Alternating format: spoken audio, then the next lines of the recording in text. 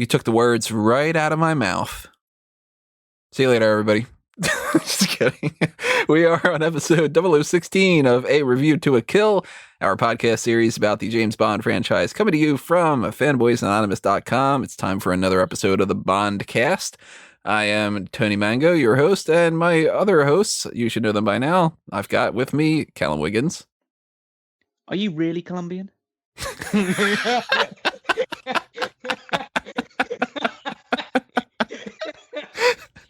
And Robert D. Felice. Well, there goes mine. This was legitimately the most dangerous Bond ever. Living on the edge. Oh, if you don't know by now, we are talking about License to Kill. This is one of the most controversial Bond films. It is one of my absolute favorite Bond films. It's one that people seem to love or hate in a lot of different ways. And we're going to break down everything from top to bottom, left and right, side to side, diagonals, and all the other kind of angles that we normally do here. And we invite you to do the same thing.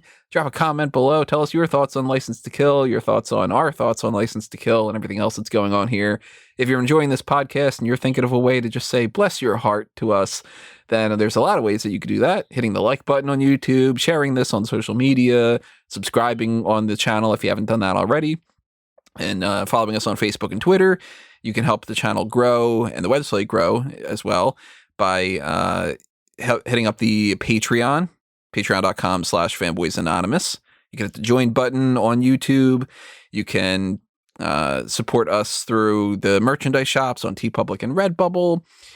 Lots of different ways for you to show us that you're a fan of everything that we've got going on here. I know that I'm enjoying the hell out of this. I'm hoping that everybody else is as well. And yeah, I guess we're just going to kind of get things started here, talk about the things that we normally do.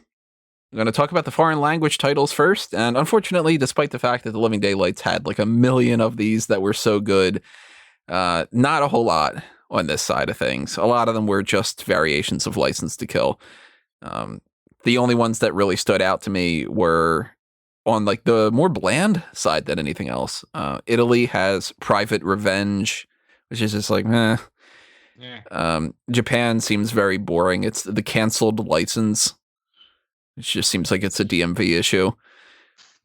Sweden has Time for Revenge. And DMV would be a good time. Yeah. Hungary has The Lonely Agent, which seems kind of sad. But my favorite one is Taiwan. They just were like, screw it. It's Homicide License. Yes. Homicide License is great. The taglines are, his bad side is a dangerous place to be. James Bond is out on his own and out for revenge. Accurate. Out for revenge, glimpsed behind the cool facade of 007 and glimpsed behind the cool facade of 007 and see how sweet revenge can really be. It's a mouthful. It's a lot. Disgraced, dishonored, deadly. To the point. And when Bond wants revenge, nothing stands in his way. Not even, and then in all caps, Her Majesty's Secret Service. The original title was going to be License Revoked. And they did some test audience, kind of, what do you think about this? And people legitimately were confused, thinking that it was his driver's license.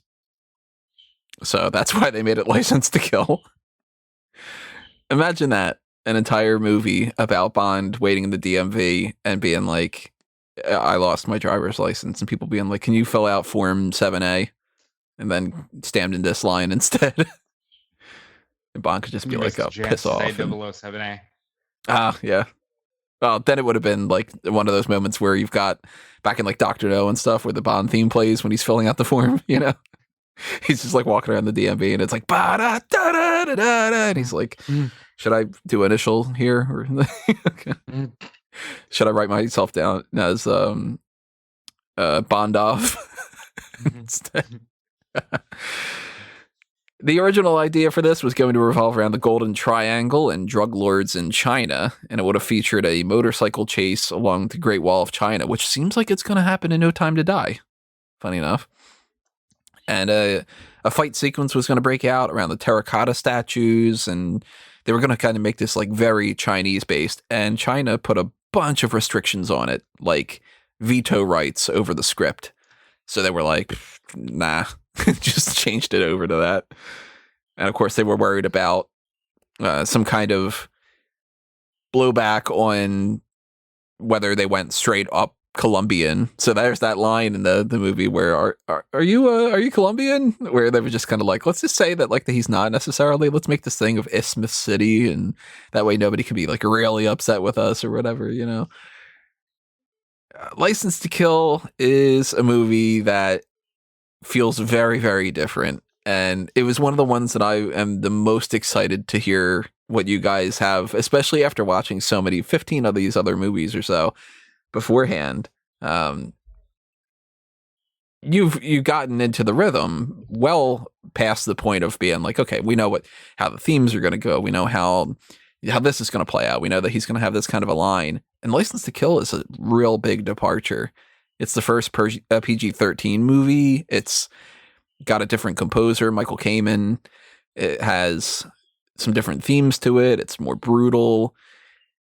Callum, what were you thinking when you were getting into License to Kill? So I was obviously expecting a bit more of a dark side of things because we saw glimpses of that in The Living Daylights. It went further than I imagined it to do. But my general feeling coming out of it is that it still left me as cold as The Living Daylights did. I don't bond with this Bond. Yeah. Bond doesn't. I don't get this. I don't warm to this Bond. And I know it's the idea that he is obviously a lot more clinical, a lot more violent. I see a lot more of the psychopathic, sociopathic, almost evil tendencies in this Bond. Like, again, this is like a weird analogy, and it's very, very British. But you know how there's been like loads of Doctor Who's, right? Yeah. And there's this one Doctor Who. I can't remember the name of which one it was exactly. I think it was Eccleston. I think it might have been the 6th or 7th Doctor or something like that. But essentially, it's a Doctor that's slightly evil. It's a Doctor that's a bit more just not super lighthearted. Is a bit more snarky, a bit more aggressive towards his companions and stuff like that, rather than being like more the friendly-go-lucky one that you'd expect to see in most Doctor Who characters. And that one is very much a love or hate type of Doctor Who. And Dalton's Bond is a very much, at least it comes across to me as a very love or hate Bond. And I don't like it. It doesn't work with me. Are you thinking more so that he needs more humor or more charm or more like what is it that he's that isn't connecting about that? I know that like the more brutal side isn't connecting, but what's the part that's missing out of that? It's weird because again, I really gravitate toward Daniel Craig's Bond, and Daniel Craig's Bond is, some would say, even more sadistic, if not the same levels of sadism as this Bond is.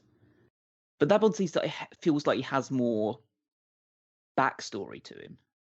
It feels like he's more rounded as a character. I just don't think Dalton presents any sort of thing beyond just being the character that he is at that moment in time.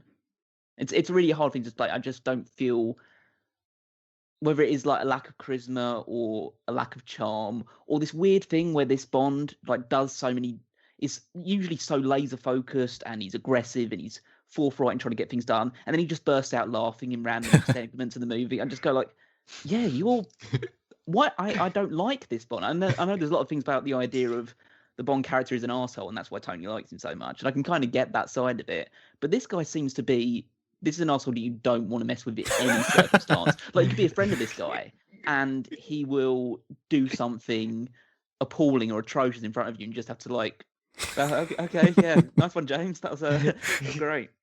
Like this guy feels like he's more of a loose cannon, and not in a good way in my mind.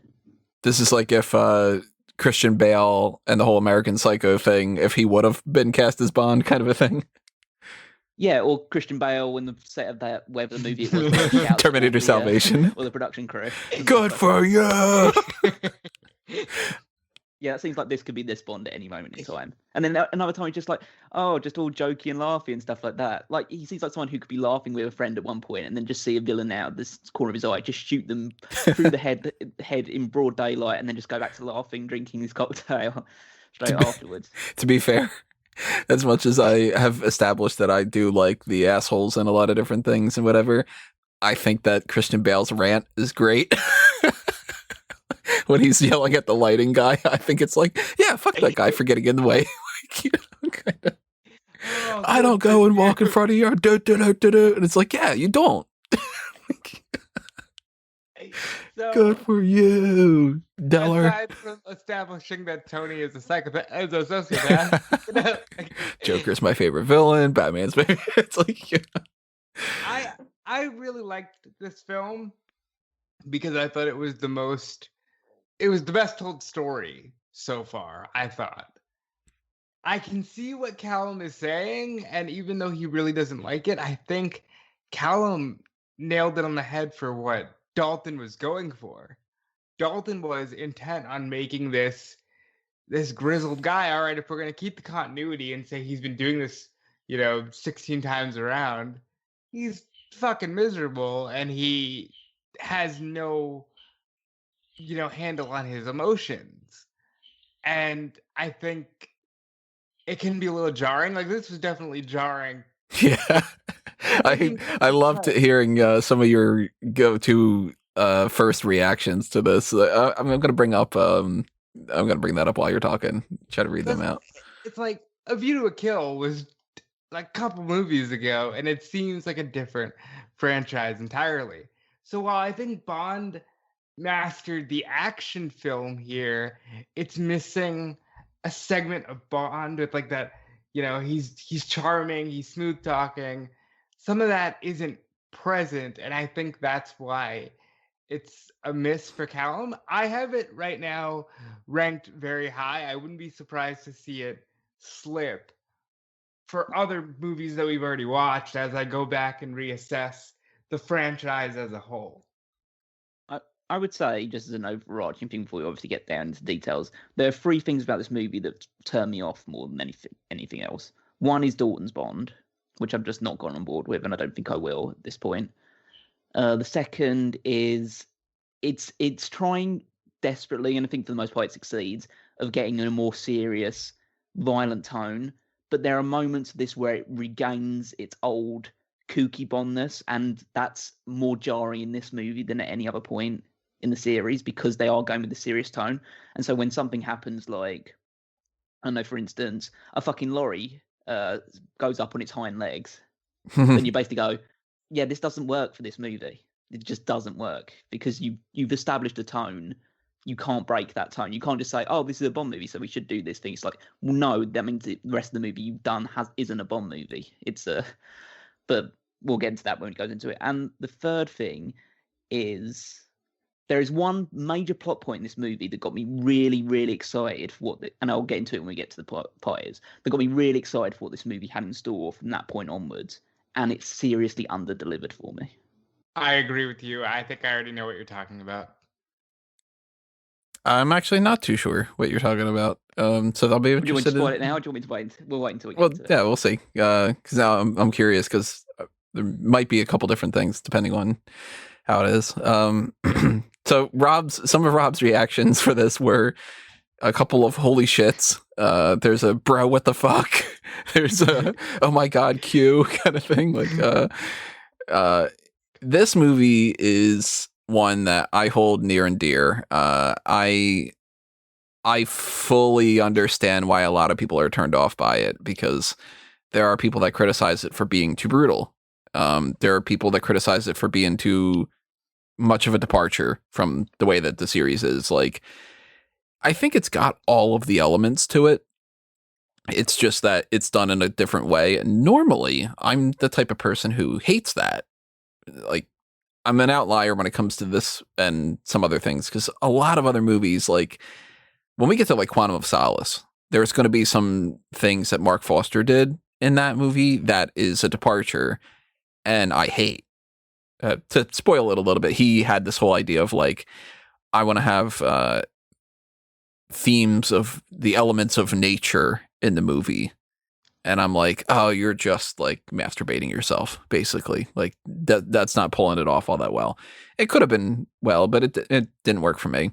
And this definitely is a movie that they decided that they were like, let's go 80s, because Lethal Weapon is out and Die Hard is out, and these movies are very much different from like Octopussy, where in comparison, if you do a movie like an Octopussy, I'm sure people look at Bond and they go, oh, this is like for the kids, because I'm watching The Terminator and I'm watching RoboCop and I'm watching, and it's like, if you haven't seen RoboCop in a while, watch the actual cut of RoboCop, not something that's on TV. RoboCop is fucking really brutal. Like, you see the dude get his hand blown off. Some dude gets toxic waste put all over him and he turns into this weird tumor creature that gets run over and he explodes in a big amount of blood. Like, that's the time frame of people being like, no, we want like grit.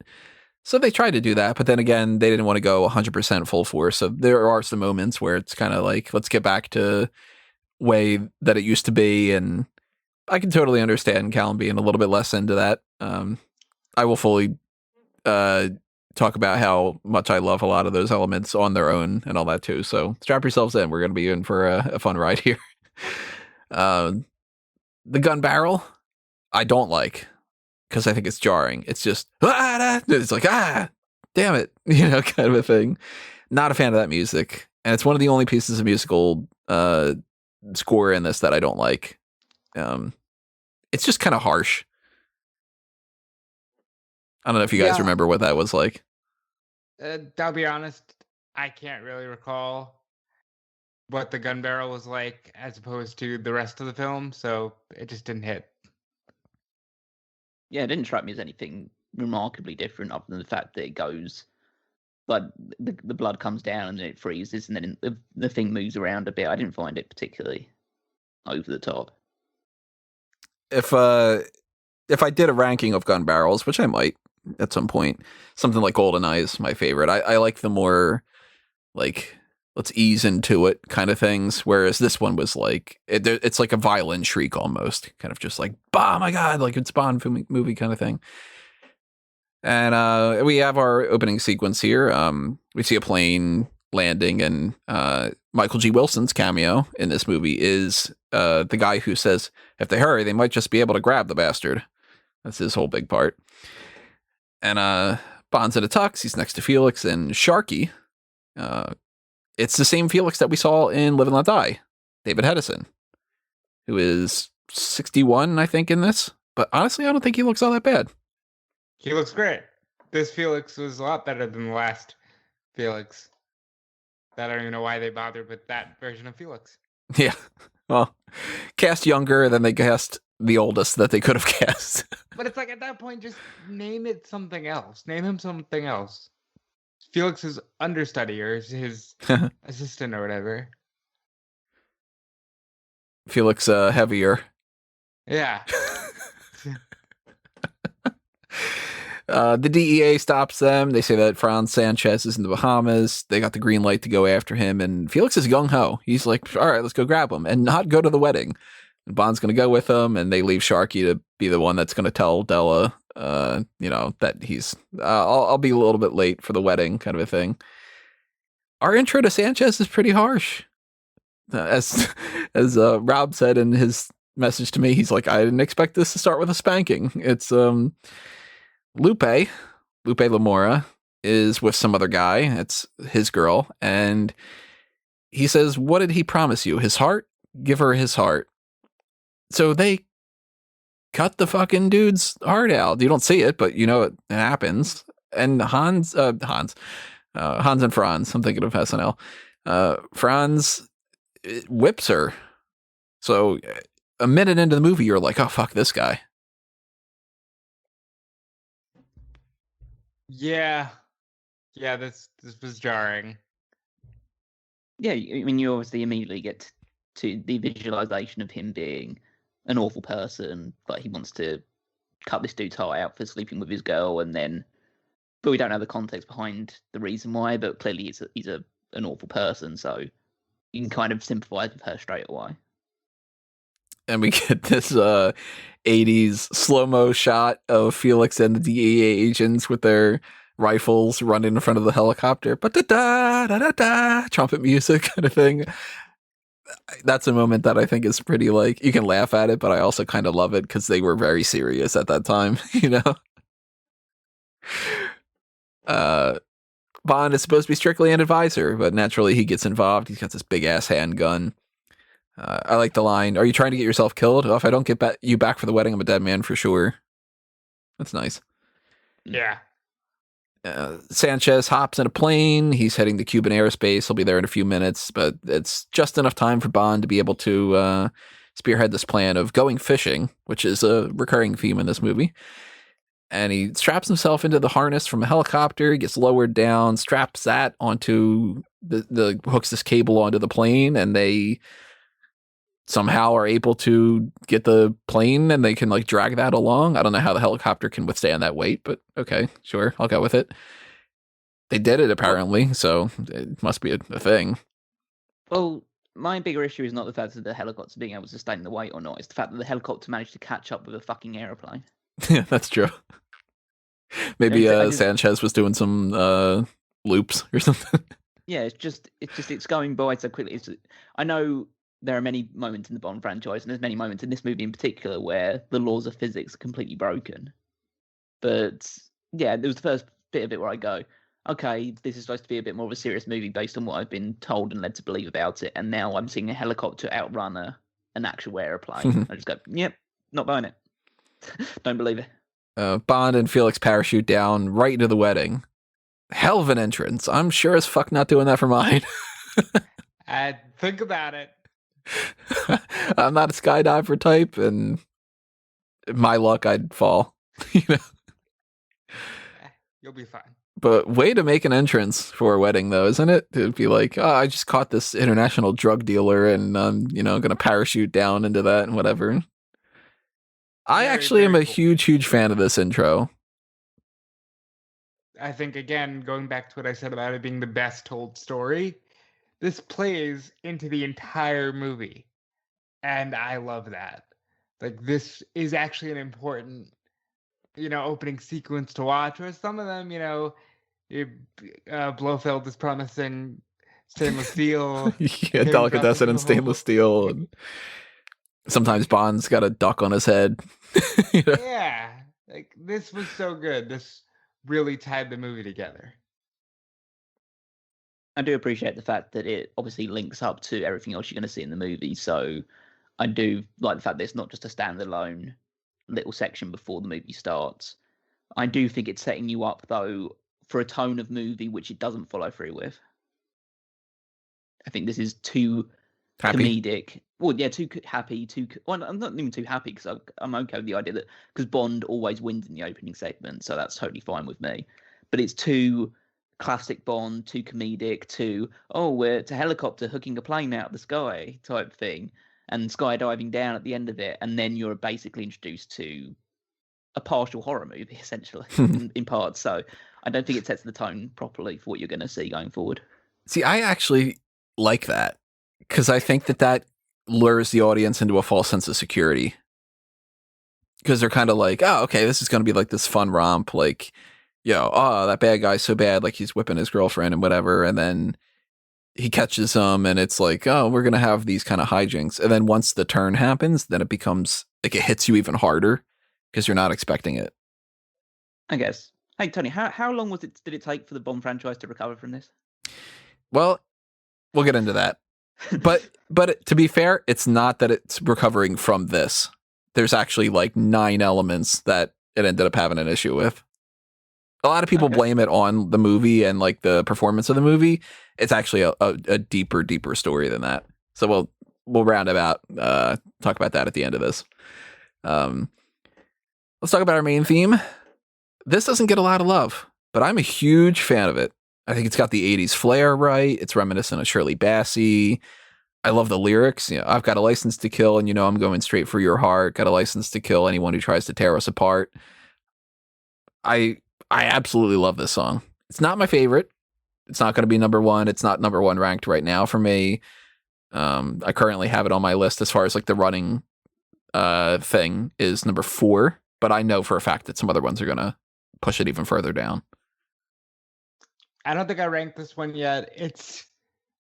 This one for me is different because I've heard takes on this for years because obviously we talk about the pro wrestling side of things. Dean Malenko used a variation of this instrumental as his theme song, and then that gets turned into Cesaro's theme. So I actually thought this was like a way more prominent Bond theme. I like it.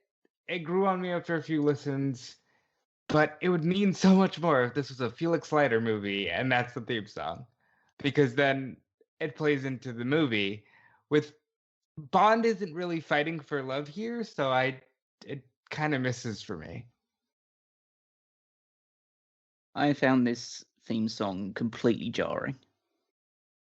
I know I've said in previous episodes where I don't really feel like there's a set Bond theme style, but if I was to categorically say a Bond song which doesn't fit with all the rest of them, it's this one.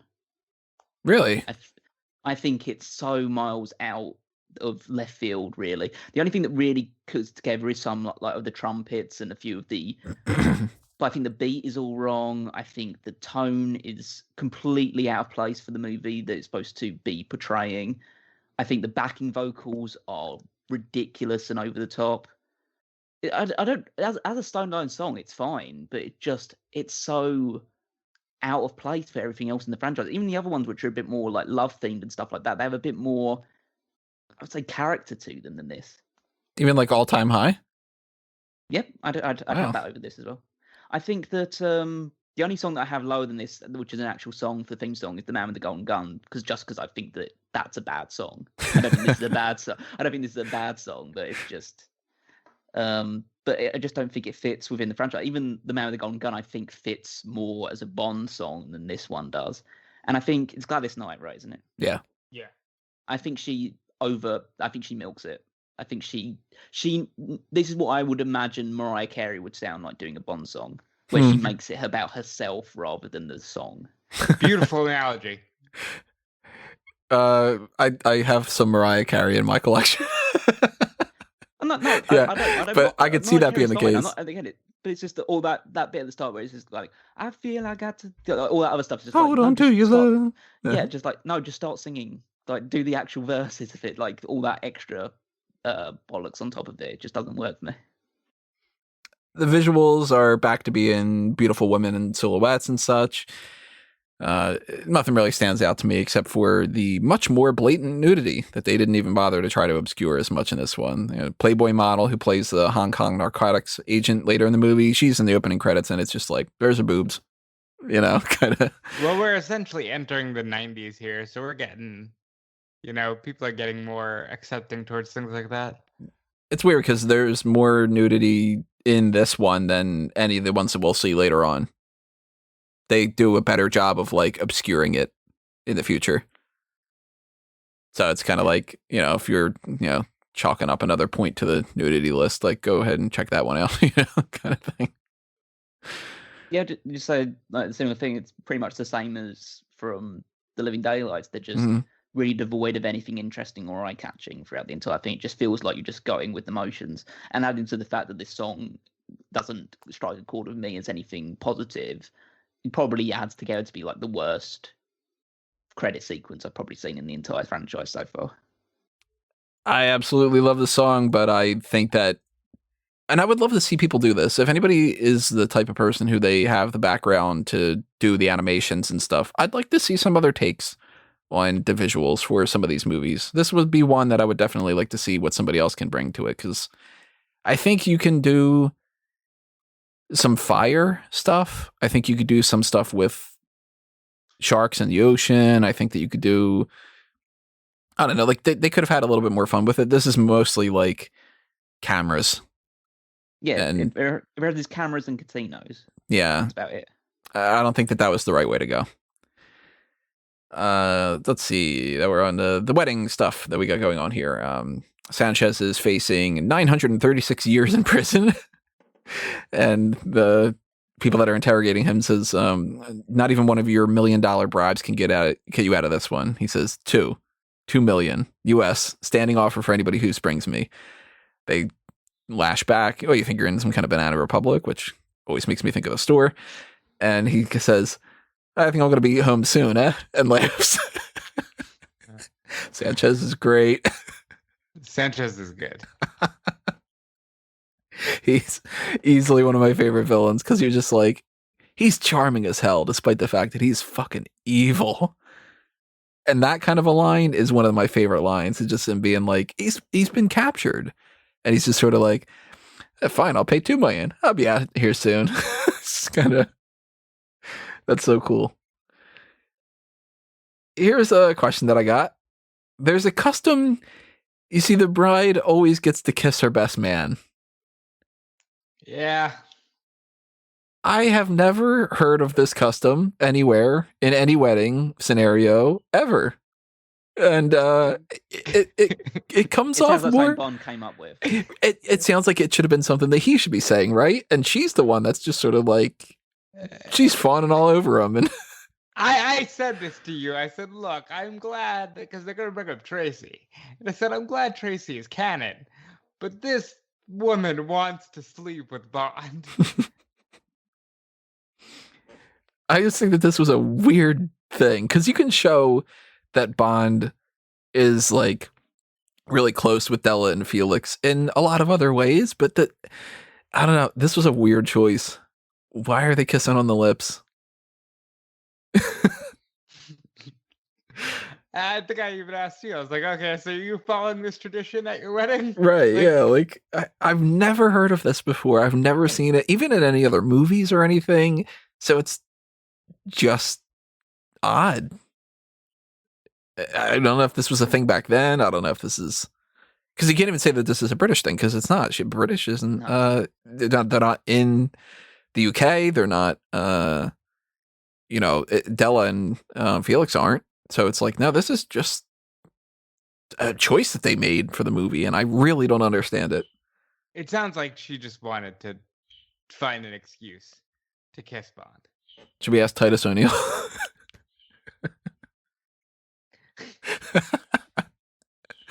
If anybody gets that joke, go to smarkoutmoment.com, check out the pro wrestling stuff. Funny that when Bond goes to Felix's office and he sees Pam there, he gives him a look like, and he goes, oh, it's strictly business, my friend. Dude, you don't have to explain yourself. Bond is the one kissing your wife 2 seconds ago. Yeah. Bond's the one like, you cheating on your wife? No, his wife is cheating on him with you. Like, Della's played by Priscilla Barnes, who I know from nothing else except for the fortune teller with the third nipple from Mallrats. Which is quite titillating. Very good. Sanchez's Law is lead or silver. I think that's cool. And with a name like Ed Killifer, you know he's going to be a bad guy. Right? Yeah. I saw this coming from a mile away. Same for you, Callum?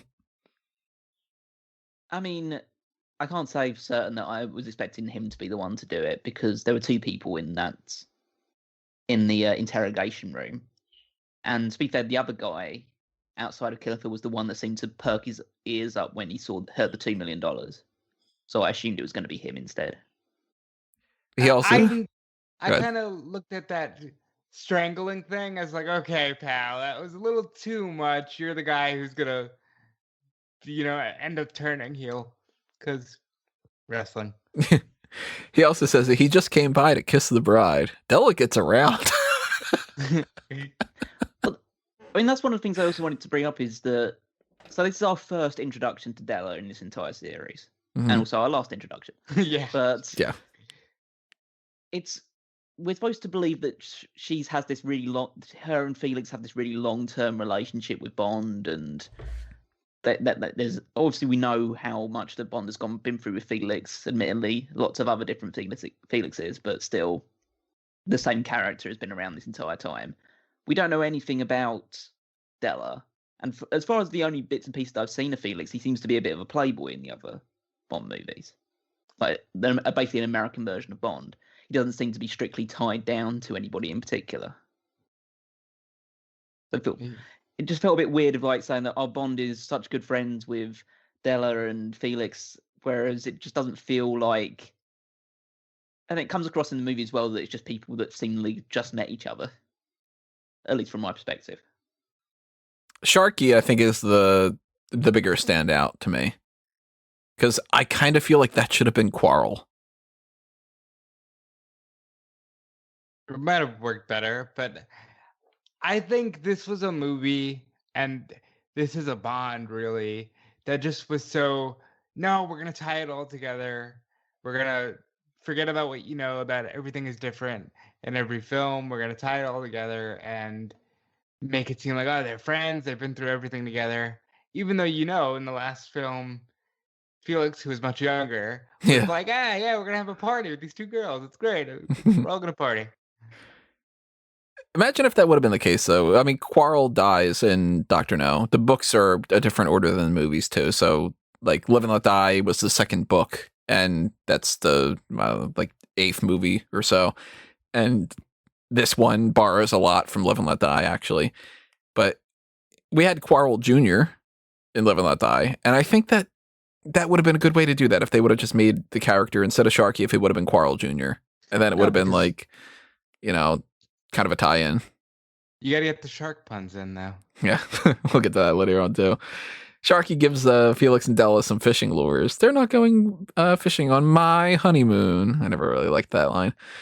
But Della and Felix give Bond a present, too. A genuine Felix lighter of sorts. It's engraved, and it's got a huge goddamn flame on it. That seems like it's practically a Q branch gadget. It comes in handy. It does. I am not a smoker. I've never had any use for carrying a lighter around, but I've always thought to myself, if I did, I'd want that. Just to be like, this fucking flamethrower kind of thing. I'd imagine that you would get one lighter, and it would be a trusty lighter, and you would name it Felix. Oh, 100%. If I had like some kind of Zippo or something, I'd get a little like, I probably would, I'd be stupid enough that I would pay for the engravement and have it say, to James, love Della and Felix, and people would be like, who's James? And I'd be like, it's a different story. Sanchez is on a route with all these guards, armored truck and all, and Culloch returns heel, as we said. He sends them off the bridge into the water. People are waiting for scuba tanks and ready to bust him out and everything. And we could see that coming. I mean, he said, no, I'll be out soon. And he's right.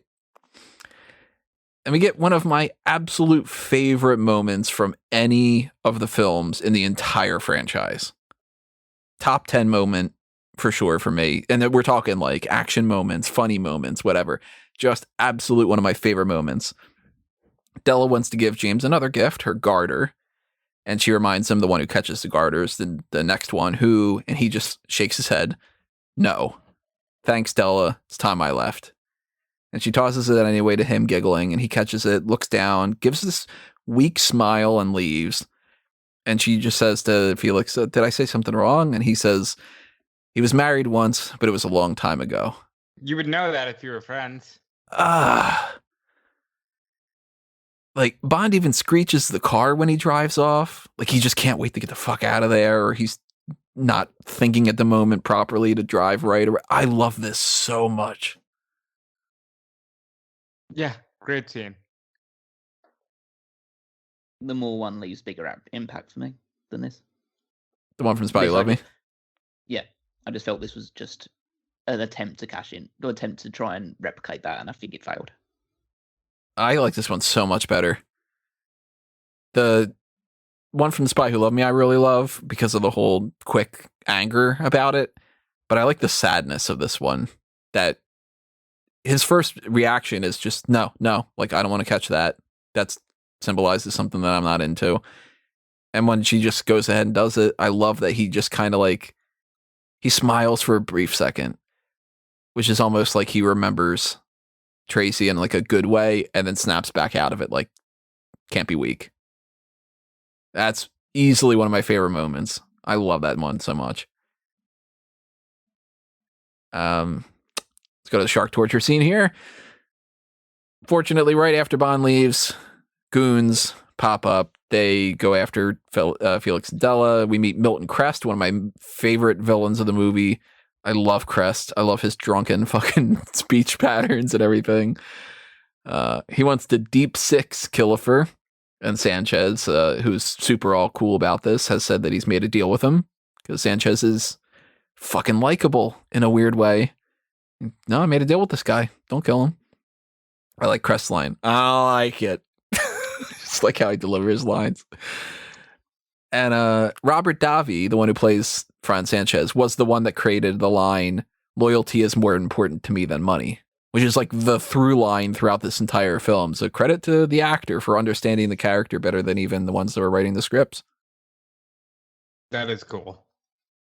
He studied with a whole bunch of different things. He talked to actual drug dealers, and they were kind of like, yeah, you did a good job. Kind of. It is what makes him a somewhat likable villain, like you say, is the fact that he's consistently about the loyalty aspect of it. He is vindictive and he's cruel to the people that are against him or turn their back on him, but that's in order to engender the idea of, if you're loyal to me, then you can have basically anything you want out of me. And it explains why he went after Lupe. It explains basically every kill that he does in the rest of the movie. It's one of the most consistent characters, I think. He's an amazing villain. Yeah, I'd say one of the best, absolutely. And Sanchez even warns Crest about no fooling around with my girl, which is like, you're setting that up, you know? The only better villain that I've seen thus far is Scaramanga. I like that he has fun with things too. So he's not just like a brutal killer and that's it. You can't really connect with him because he jokes around about that. And he's like, "Are you kidding? Like, I wouldn't fool around with your girl, not after what you did with the guy in the islands." And he goes, "Oh, you liked my little Valentine, huh?" It's like, imagine being that horrible of a human being where you can cut out somebody's heart and just be like, "That's a little Valentine. All right, it was Tuesday," kind of a thing. Well, the guy he's about to be taking on is that guy as well. So. There's we also meet one of the other henchmen, Dario, played by a super young Benicio del Toro. Do you see that going? I mean, it's nice to see him pop back up eventually. I couldn't tell it was Benicio del Toro because he's not exactly an actor that, well, it's not exactly an actor that jumps off the top of my head anyway. So I couldn't tell, obviously, in that regard. What about you, Rob? Del Toro, was that kind of like, oh, Del Toro's in this? Or didn't see it coming, but it's good. And he's a great character as well. Fucking loved everything about him, including the way he dies. Del Toro is an actor that I hold in high esteem. I think that he seems like a cool dude. Everything I've seen him in, he's been great. Like, if you want to check out more Del Toro stuff, check out The Usual Suspects. He's fantastic in that. The Way of the Gun is a movie that nobody ever talks about, but he's great in that. He's great in Traffic. He's fun as the Collector in the MCU. He's just a weird dude. He's so awesome. I wanted him to be Thanos originally. I thought that he could have been a good Thanos. But the Sicario films are great, though. I haven't seen Sicario. If you like this kind of stuff that we're covering here. Sicario is on my list of why haven't I watched that yet. I'll definitely check that out. And he immediately, of course, you hate him too, because when Felix asks where Della is, he says, "Don't worry, we gave her a nice honeymoon." I popped for that. I love that. These guys are brutal. Like, I mean, shit, a couple movies ago, we've got Max Zorin being all like, "Oh, I'm happiest in the saddle," and we're going to set Bond up for, that the horse is going to be a little bit unwildly. And in this one, they're like, "Yeah, we raped and killed Felix's wife," and it's like, fuck. That might have been one of your, oh my God, what the fuck, holy shit moments that you had sent me. No, those were reserved specifically for just the brutal deaths. But I love this line, and it actually made me laugh. I just kept thinking, oh, whenever Tony's on his honeymoon, I'm just gonna say honeymoon like that. Honeymoon. Mm.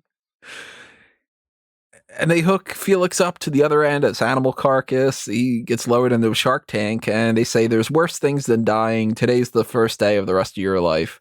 We actually see the shark bite off Felix's leg. So I thought, and Callum, you can tell me if this is the moment you were talking about. I thought Felix was gonna die. You know, like they're just gonna kill the character here, and then just, oh, Bond is gonna avenge Felix's death because he's closer to Felix than he is Della. But no, he just, there's worse things than dying, I guess, and that's living without a leg and without your wife. Even though he seemed pretty comfortably taken care of by the end of the film. We're gonna talk about that. I hate that. It definitely isn't the thing that I'm talking about. Really? I thought that might have been it. No, way further down in the movie. So that is one of the most gritty things that we've seen in any of these. I would say it is the worst thing that we've seen in any of the movies so far. At this point, eventually we see something that I think is even worse later on. But that's a character that normally when these characters die in these movies, they get killed off screen. They get killed in, an explosion kills them, or they get shot, or VJ gets a fucking yo-yo saw, but we don't see it. It's just like, they died and whatever. And Saunders, like we don't really get to see what happens with the trick door thing. But this one, you see him get his leg bitten off, and his wife is raped and murdered and all that. It's definitely just like, we're not playing games now. Like, we want this to seem more realistic, and drug dealers do these kind of horrible things, and screw it, we're just going to show it kind of. I can understand why a lot of people think that that's like, Bond's more about escapism, and some people are like, I don't like this. I don't want to see things like that. I personally love it. It feels to me like one of those moments where, because it happens like about 10-15 minutes into the movie, it's an instance where I could kind of see people who are expecting a more traditional Bond movie to get up and leave the cinema. Because that's like you say, there are movies in this at this point in time, like Die Hard and RoboCop, where you do have this ultra violent aspect to a lot of them. But Bond has such a legacy behind it of not being this, that by going from 0 to 60 pretty much, and maybe you could say it was speeding up a little bit in The Living Daylights, but then to go this hard into the other direction for this movie, I could see being very difficult for some to come to terms with. Yeah, because even The Living Daylights, despite the fact that that's a big step in that direction compared to something like A View to a Kill, it's weird to go from Bond's got these weird goggles and he's hanging out hitting on Stacy in A View to a Kill, because that's around this point in the movie, or it might not be quite at that point, but and then in The Living Daylights, around this point in the movie, we've got milk bottle explosives, and that's a lot more fun compared to somebody's wife is killed on her wedding day and you lost part of your body to a shark thing, and like. That is that, like you said, 0 to 60 kind of. So I could see people being just like, "Oh, I took my kids to see this," kind of a thing. Especially the friend of the director, John Glenn, the one that was like the one with Octopussy, where the kid held his hands over his face because he was afraid about the octopus. Imagine what that little kid would have been doing in this part. Bond's at the Pan Am place. He finds out about Sanchez escaping. He takes off, goes to Felix's place, finds the door open. Della's dead. Her wedding gown. She's on the bed. Her eyes are open. Felix's office is trashed. He's on the couch in a body bag, and there's a note attached to him that says he disagreed with something that ate him. So first of all, I saw that and I laughed, and I knew you probably did a whole lot more than laugh. This is where I'll say Dalton came across as wooden. Him going, Della. Yeah, that was there. That was one of the things that really stuck out to me. I don't like the way that he says Della. Yeah. It's like his mouth doesn't move when he's doing it, but Mhm. then he manages to scream that out in some really poor way. Yeah, I hate that take. I fully agree with you guys. It's kind of thing. It's like you could have done that a couple more times, gotten it right. Yeah. This whole idea of Felix being mauled by a shark and that note being put on him is from the Live and Let Die novel. It's not a creation of the movie. It's not like, you would think that the way that this movie's going, that they would have been like, oh, well, let's go harsher and let's create something like that. This is Ian Fleming, the second book.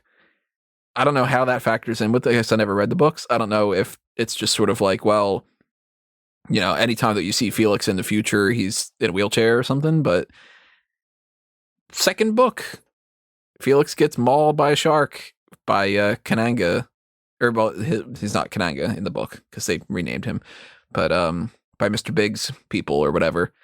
And that's not the end of Felix, really, kind of, but sort of. They say that his leg is gone below the knee. They might be able to save his arm. And just one of those line deliveries. I think it's funny too. The guy says, "You can bet it was a chainsaw, drug dealers, and all these they'd like to do that." And later on, Sharky says, "Chainsaw my ass." I know shark bite when I see one. It's like how he says that. It's always stuck with me. DEA agent fills Bond in on how Sanchez has vanished. He's out of their jurisdiction. They can't get an extradition. All these countries are going to protect them, and that sucks. So Bond's like, well, if they're not going to do anything, I'm going to do something. Let's go shark hunting. Love it. Because everybody was so resigned, and this is like that realism where sometimes you do see this in the real world where people are just like, yeah, but, it's one of those things. Shrug. And Bond was like, no, we're not fucking letting that happen to Felix, and just blowing it off. Triggers that sociopath part. Yeah. Bond and Sharky are looking at some different places, trying to find out who supplied the shark. That sounds weird to say. Do you supply the shark? I like that he says he's from Universal Exports. I love when they use that little dummy organization. Anytime that they bring up Universal Exports, it gets a pop out of me. And he's looking for Carcharigan carcharias, great white shark. It's one of those Jeopardy types of things where by watching this movie, I've always known that species name. You could be like, what the Carcharigan carcharias is whatever. I'd be like, compliments of Sharky. It's a great white shark. Bond talks to Crest, gets all the info he needs. There's another exchange that I've always liked. Goodbye, Mr. Goodbye. And he sees that Felix's flower from his tux is there, so he knows full-blown Crest is the one responsible for doing this. You guys think about these maggots? Weird. I had seen this scene, so I knew it was coming, but weird. Ugh. They don't look like maggots. Yeah, they're some kind of weird plastic something or other. I don't know, but they just, the sound, it's like. I mean, I was more interested in the clearly fake shark that bumps up the grate when Bond is crossing over into the warehouse. It looks like a robot shark, essentially. It's like that one from Jaws in the Universal Studios kind of thing. They're keeping cocaine there. He tosses a goon into the maggot thing. Pulls a different guard into an electric eel tank, because that's totally how it works, right? That they just go just like a fucking toaster. That felt like a Bond death to me. It feels like a what? That felt like a death that Bond would give to a henchman. Yeah.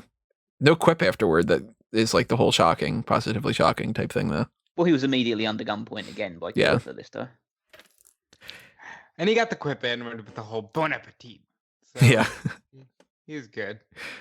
Killifer really likes to say old buddy.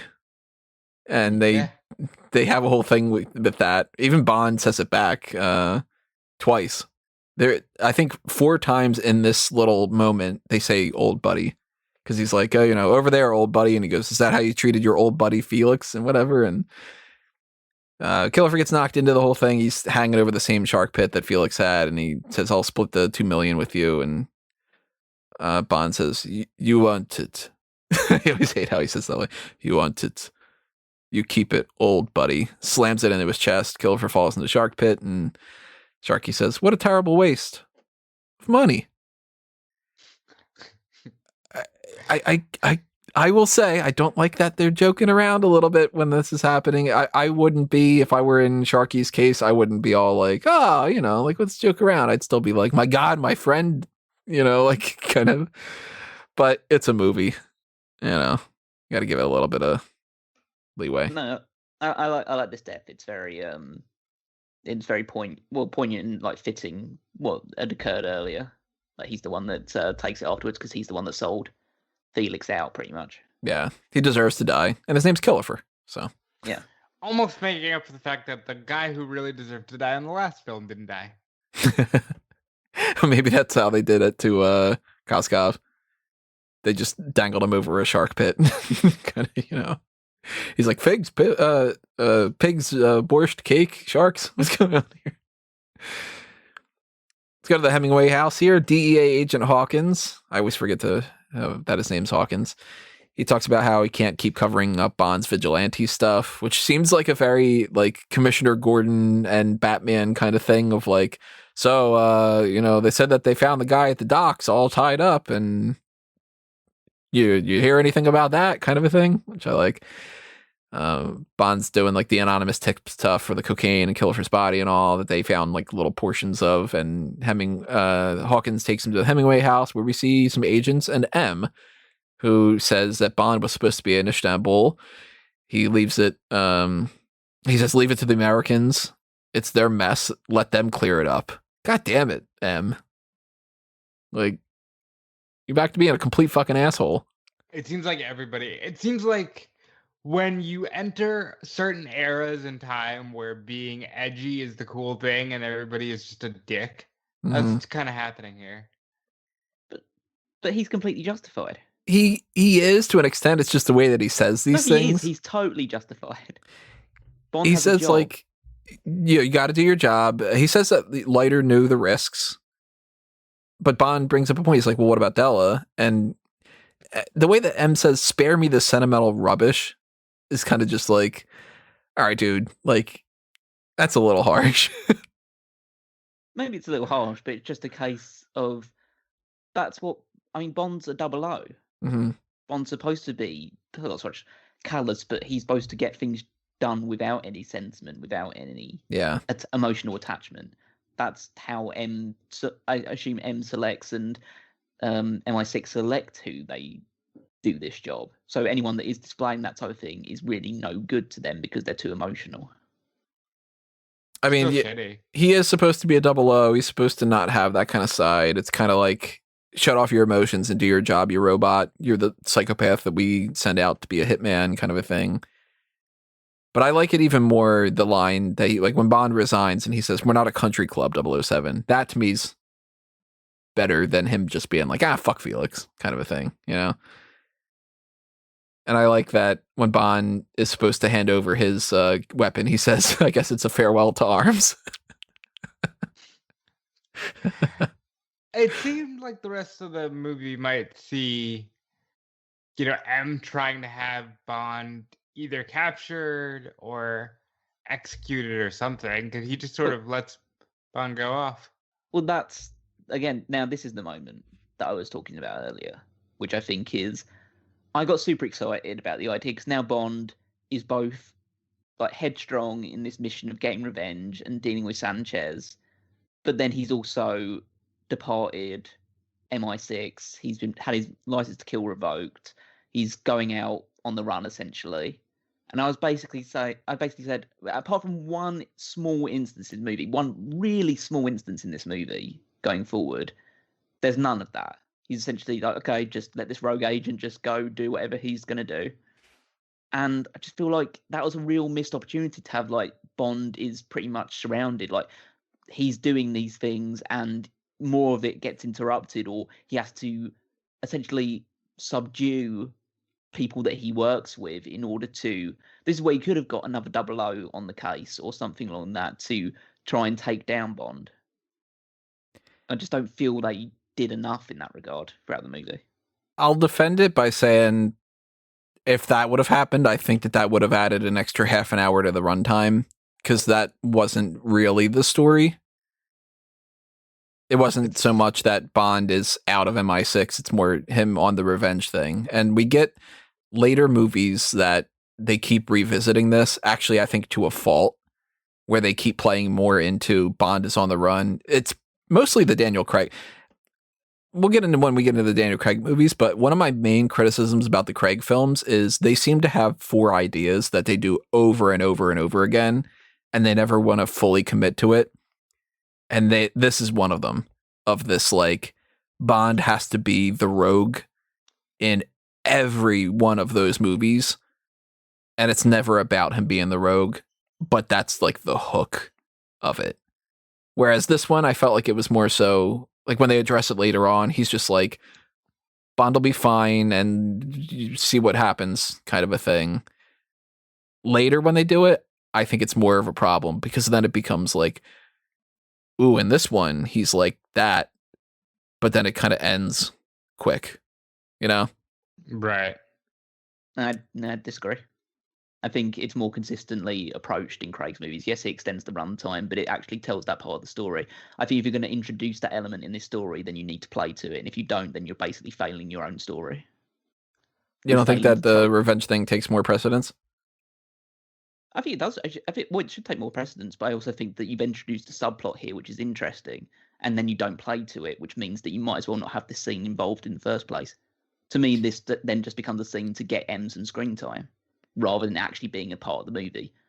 So it's almost like I would rather one or two things. Either you have this scene and you add a bit of extra time to the movie, or cut bits out somewhere else to tell that part of the story, or you make the runtime even shorter by cutting the scene out altogether. Well, the reason they added this was because they felt like they needed a way to get the government out of it, where if they have no jurisdiction over that, then Bond shouldn't be doing that as part of a mission for them. So they wanted to make it like, well, MI6 isn't sanctioning this kind of a thing. You know how like in the past it's been like, you should take a leave of absence, but if you go after the man with the golden gun, then we're okay with it. Or like, yeah, like that kind of, I'm blanking on another one of them. I'm sure that there's like 5 other examples that I just can't think of, but this one's more like, if this is a personal vendetta, we're not going to sanction it, so let's have M be like, all right, you're out of it, kind of. No, again, I get the reason to do it, but then you have to build on it. I think like I said, I think it's wasted otherwise. So again, I understand the purpose of doing it, and I understand that the revenge storyline still takes precedent, but I just don't think it's played to enough, and that's a big hit to the movie for me. And you're not going to convince me otherwise.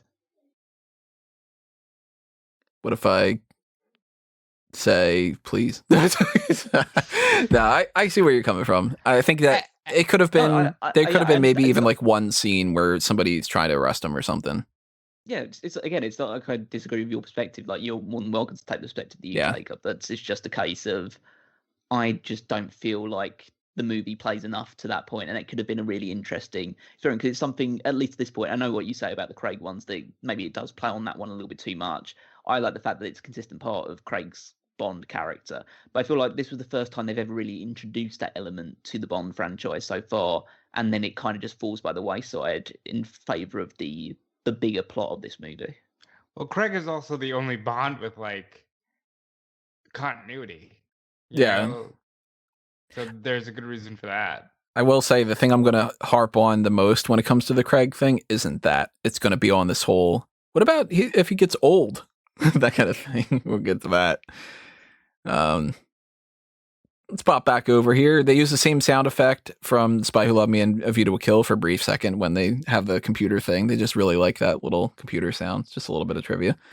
Not to go all the way back to the beginning, but I have to ask Callum, did the sound effects for the gunshots bother you? Did they not seem too cartoony?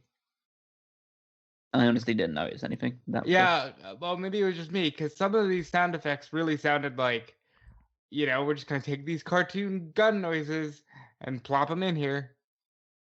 Maybe that's just me. Yeah, I never noticed it. I might have to try to listen back to them or something.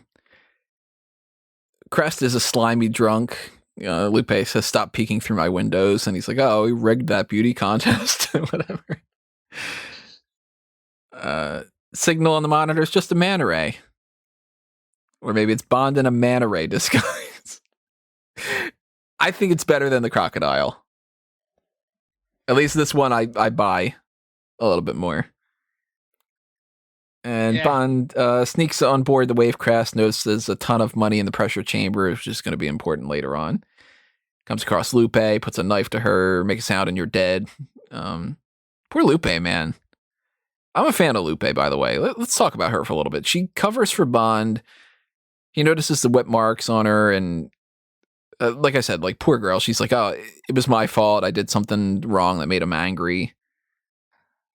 Lupe is a very tortured character. I'm still not a fan of her interactions with Bond, but this is easily the most callous we've ever seen Bond towards a woman. Like, this was just really, really cold.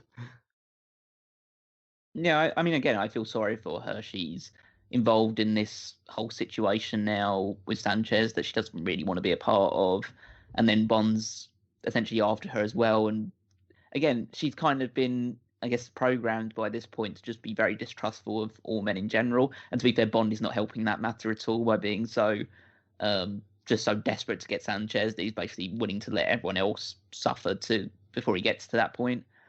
And yeah, I like her, and I like the backstory aspect of it. I think there are parts later on in the movie where I start to wane a little bit towards her. Mm-hmm. I think there's one line in particular where all three of us are going to harp on. Probably, yeah. Yep. In any other movie, though, she would be the sacrificial lamb, wouldn't she? Isn't it weird that she doesn't die in a movie where everybody seems to die? Or like the just main Bond girl. Like, if they would have told the story of she's tortured by this man and, Bond helps her and they stay together by the end of it, that would have been one thing. But there was just another woman in the movie that was a lot better.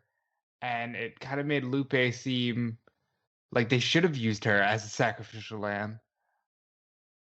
It is a bit odd because I think obviously there's one kind of instance in this movie which kind of bucks that trend, but maybe they're trying to conflate the idea of both doing this whole more action orientated, like people dying all over the place type thing that we'd seen in other movies, but also then building on the strong female character aspect that you're trying to see in this period as well. And so it's conflated with the idea of, okay, everyone's got to die except the women. We can't kill the women because the Minus women Della. need to be. Oh yeah, minus Della and minus that Hong Kong agent that got shot up as well later on in the movie. But yeah, I mean, Della's kind of the sacrificial lamb in the grand scheme of things because she's the one that is the catalyst for this entire thing. Obviously, what happened to Felix, but then also she's the one that's dead out of all this. So yeah, it's just it's always one of those things that it surprises me that wasn't, as far as I'm aware, a part of the script. I don't remember them ever having, like, I've never come across a story about it being like, well, we were originally going to kill off her character or something. Because I would have thought if I were making a pass at the script, I probably would have killed off Lupe. And that's not like, I hate the character, let me kill her off. That's just me being like, I think that would be another moment of being just like, oh man, like Felix is fucked and Della's dead and Sharky's dead and Lupe's dead. And like, that would just be like, God, everything is coming to a head here. And he ends up getting a relatively happy ending, which it's good, But yeah, Sharky, he's been captured and killed. And then the guy jokes around, hey, guess what, Mr. Crest? His name was Sharky. At what point in the movie did you know Sharky was doomed? When I first saw him. Yeah, pretty much when he was part of the original. But he's like, are you going to try to get yourself killed? If I don't bring you back to the wedding, I'm soon to be a dead man. But it's like, no, Sharky's the dead man. Yeah, I think I was pretty sure about that, but then I was absolutely certain when Bond said, okay, I need you to drive me out to this place. It's like, oh yeah, he's not coming back. Bond kills that guy with a harpoon. Compliments of Sharky. And we But that's kind of, again, it's another aspect that we'll repeat throughout this entire movie as well, is that in Bond's pursuit of revenge to like get his revenge on Leiter for what happened to Leiter and Della, basically everyone else he works with suffers or dies. Yeah. It's kind of almost like he should have listened to his words of wisdom from For Your Eyes Only about if you go after somebody for revenge, dig 2 graves. Bond should dig like 15. Yeah, and that's another part of it which makes it more, I guess, real, because Bond is not behaving as he usually would do. He's being fueled by emotion and his thirst for revenge, and that's making him sloppy, and that's making him other people suffer because they're trying to help him out with his issues. And at the end of it, he's getting to the point where it's like, okay, I need to do this alone, because if you guys are involved, you might suffer as well. But it also makes me go like, what? I want these guys, like Sanchez and the others, to suffer because they're awful people, but I want Bond to die with them, essentially. That's getting to that point where it's like, okay, I want Bond to get his revenge, but I want Bond to die in the process as well, because he's causing as much harm as he's giving out. Yeah, he's fucking up a lot of things. During the money trade-off, there's this cocaine deal on a seaplane and all. Bond opens the container, stabs all the cocaine packs, which I have a note down that just says, those fish are going to be so high. I like the bit where Bond uses the harpoon, he hooks himself to the seaplane, and he does some water skiing. I think that's kind of fun. Again, that is more a traditional Bond aspect of it, but I can kind of somewhat get on board with it.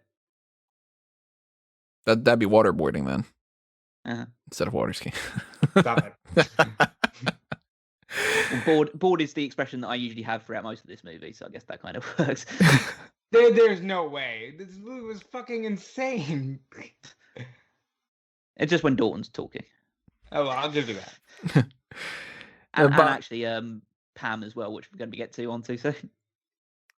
Bond gets the computer disk from Felix's office, the one that he hid behind a picture of Della, and he goes on the computer, notices that everybody basically that's been in this Sanchez case is dead except for Pam, the woman he was talking to earlier.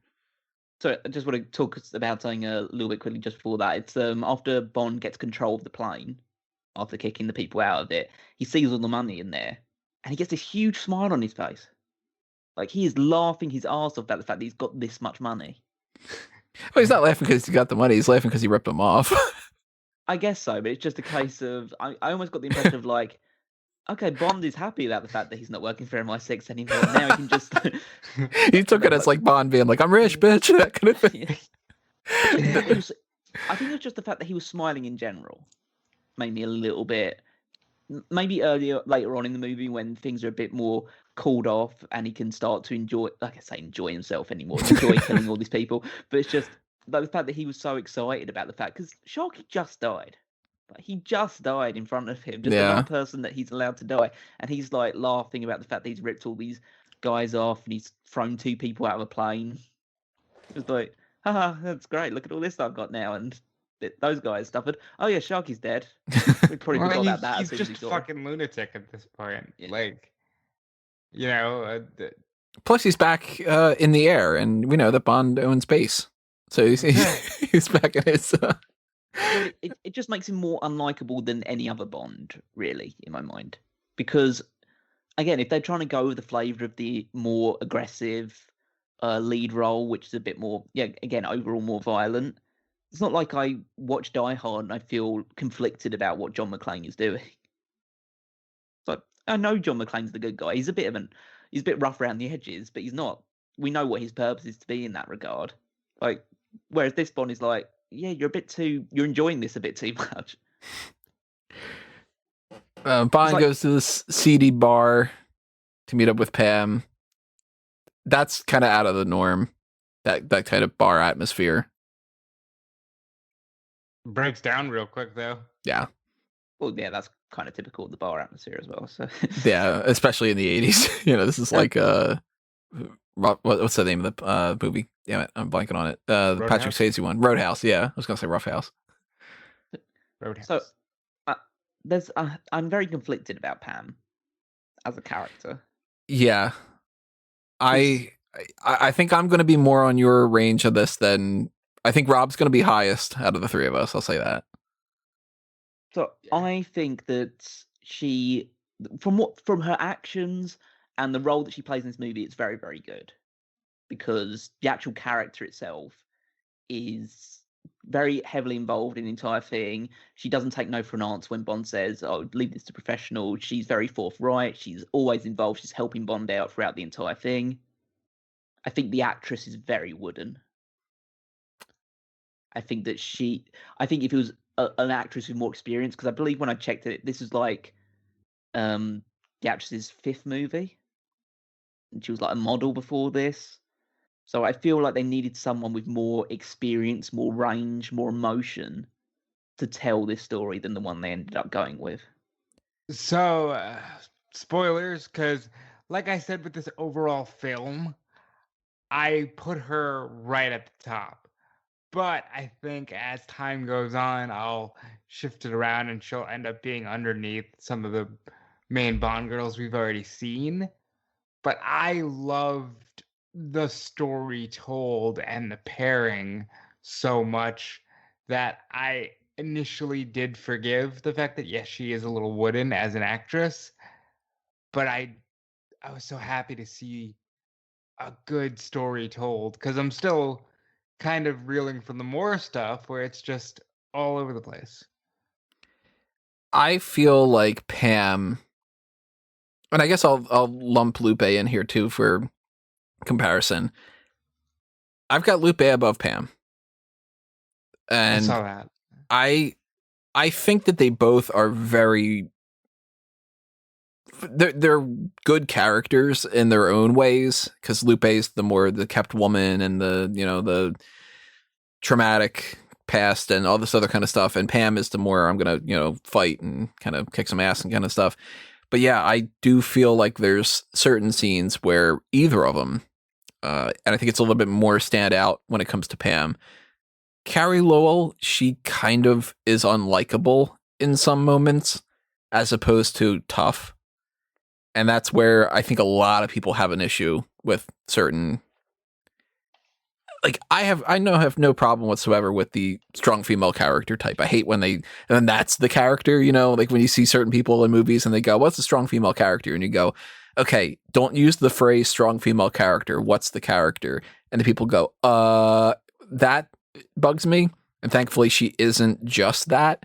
But I think that there's moments where she's played like that, where people tend to think bitchiness is tough as opposed to toughness is tough. And you can be a tough female character and have agency and not be a pushover and not be a bitch at the same time.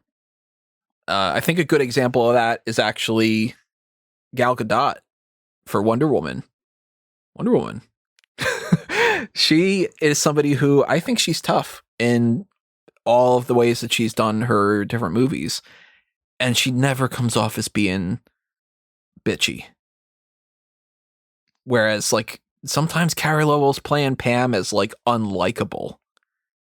And I don't like that. I think it was a fine line back in those days where they were really just trying to. At that point, they probably saw bitchiness as being tough. And I wouldn't even necessarily say she came off like a complete bitch. It's just that, like, through time, that's the way we end up seeing it. Yeah. Because we know that there are different ways to portray strong women. Yeah, and I have Pam up pretty high. So it doesn't, I don't want it to come off as being like that I hate the Pam character or anything. It's just there's a big difference between some scenes for me where I don't really like her in the bar scene all that much. I think it's kind of a little too try hard. I like her a lot better. I got a bigger gun. You hit the deck. Like, yeah, that stuff kind of throws me off a little bit, and like I like her a lot better once we get into the casino stuff, for instance. But she doesn't know what's happened to Felix. Dario's there. She points a shotgun at his crotch, punches are thrown. Old school bar fight. Bond almost gets killed with a swordfish. I don't get the bar fight thing in any movie or any scenario. I don't understand why people go like, hey, these two people started punching each other, so everybody else should start punching. It's never been a thing that's made any sense to me. I imagine in their warped mind, it's like a machismo kind of thing. Like, fuck yeah, oh, that guy hit somebody, I'm gonna hit somebody too. Yeah. Like, if you've been in a bar fight that happened like this, drop a comment below and tell us what was going through your mind if you were just sort of like, Jim punched Phil, so I'm going to hit Ted. Kind of. I also don't think you can blow a hole through a wall with a shotgun. I don't know for sure. I've never shot a shotgun through a wall, but I don't think it works that way. Well, Bond owns space, so let's spend less time worrying about these kinds of things. Pam gets shot in the back. Bond speeds off in the boat. Pam's fine. She jokes about the Kevlar vest being great. And I think Bond has every right in the world to be pissed at her about just kind of joking around at that, even though Bond jokes about that all the time. Yeah, again, it's something that makes him unlikable because, and it's maybe something that I bring up slightly later as well, which just, like, he's trying to protect her in that regard, I guess. He feels like he needs to protect her, like, this is too dangerous for her. And he's only saying that because she's a woman. Well, there's no other reason he could be saying that other than the fact. I mean, obviously, we know that she could be in danger. Like, he knows that she's like that. Sanchez now knows that she's an informant, so she's in danger. But I don't think he would be saying that type of thing if it wasn't a woman. I would argue the point that yes, he did say woman. Yeah. But I would argue the point that he's seen so many people that he loves just getting picked off. He's probably like, I don't need to see another person die. What the fuck is wrong with you? Like maybe it's that. I think that's the argument. I think that I also go on Callum's side of, I think that they could have done it better. And it does kind of come off a little bit more like she happens to be a woman and that's why he's doing that. The only argument I could see fighting against that too is that he does it for Q. Well, the argument, I guess, maybe in favor of what you guys are saying is there will be a scene when they get to the casino where he just like, yeah, men are talking now. Like, he says it's a tough business. You picked Miss Bouvier. Mrs. Bouvier! Mrs. Bouvier! Simpsons reference. Leave it to the professionals. She says she's an army pilot, whatever. But here's one of my flaws. Bond asks for her help. He offers to pay her to fly him. They barter for the costs, and they end up with she's kissing him, and he says, why don't you wait till you're asked? And she says, well, why don't you ask me? It's kind of a magic penis moment a little bit. It's I don't like that they're instantly flirting. I don't get the feeling like this is let's use our sexuality to win the argument kind of a thing. I think that this would have been much better in a different movie. Thank God we're alive, sex is kind of the vibe I got from it. I mean, I take the opinion that, all right, hear me out on this front. I think if Bond was to have been the one that would have been asserting it, then people at that time would have been more, quote unquote, okay with it because it fits Bond's character. But because it's Bouvier, Pam that's doing it instead, they kind of feel like, oh, that feels a little bit weird that they're just starting doing it straight away. And I just feel like, yeah, we know that Bond is a hound dog, but it doesn't mean that women can't be hound dogs as well. Like she just sees a hot guy in front of her. Yeah, why not? Why don't we just do this now? And because that's what Bond's attitude is in a lot of these cases. So why can't a woman do that as well? I agree. Actually, I thought this was fine. I even told Tony I liked this pairing. There's flaws, but the flaws are mostly with the actors and not the character. That's, I guess, where I come in is I do think that maybe if it wasn't Carrie Lowell and Timothy Dalton, it might have been better. Yeah, because these two are very. I don't want to be too harsh, but they come across to me as limited actors. I think that's fair. Funny enough, they actually got along really, really well, and like I don't get that chemistry between them. No. Well, maybe, like I say, they got on together probably as friends behind Yeah. the scenes. It's like, oh yeah. Whereas like this is supposed to then be in a more romantic setting. It's more, again, it's meant to be a bit more. I don't want to say tense or anything like that, but the fact is that these two don't know each other. And the only time that prior to the bar scene that Pam had seen Bond was during that meeting with Felix, and she tried to get away from that Mhm. situation as quickly as possible. Yeah, maybe if there would have been like a brief moment of flirting there, Maybe. that would have been better, I think. Maybe she just goes like, oh, hey, like, you know, he's kind of hot. Maybe I'll fuck him at the wedding, kind of a thing. Like, you know, then I think I could. That's like a rewrite type of thing. I think another pass on that would have been a little bit better. What you don't see is off screen. Felix's wife was like, "Hey, you totally should, because I can't." Yeah. She's like, I had him. He's great. Yeah. It's like those double O's stand for orgasm. Moneypenny's had 5 typing errors on the first page alone. She's worried about Bond looking into his whereabouts, and she calls up Q Branch, and that's it for Moneypenny. So I feel bad for this actress. Yeah. Because I feel like she could have been a good Moneypenny, but we really don't get anything of her. That's why she's So- like completely forgotten about when it comes to it. And she's in 2 movies, and only one of them she gets a scene with Bond. That's Yep. terrible. Or yeah, it's just it's a nothing role pretty much. But Yeah. Yeah. this felt to me like them almost writing off Moneypenny. It's like, okay, we just put her in there for fan service, but realistically, we don't need her anymore. Now, if they would have done the 3rd movie, I'm sure she would have been a more traditional part. Because the 3rd movie, like, we have some ideas about what the 3rd movie was supposed to be, but Really? So there was going to be another one Mhm. for GoldenEye? That's good. there was going to be a couple more, but Oh, good. they only got like part of the way through the production for it, and then all the other kind of things hit.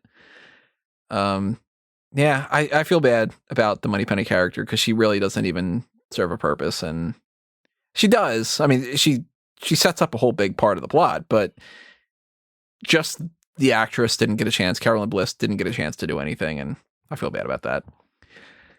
Bond's hotel room in Isthmus City is swanky as all hell, or as he calls it, it's adequate. It's like, goddamn, man. Like, this is like the best hotel room you could possibly get. And he asks for a case of Bollinger RD champagne, refers to Pam as his executive secretary, Miss Kennedy, gets her to sign some papers. He asks for some fresh flowers every day. The fresh flowers thing, is it just to kind of, I don't know, be like, I'm rich? Or is there a purpose to this? I've always wondered if there's something that I'm not getting with that. Would you I think- expect there to be? Like, I think he's just being a dick. Yeah, I think it's just a case of him trying to throw his money around to try and demonstrate that aspect to them that he's super rich, so he'll get preferential treatment.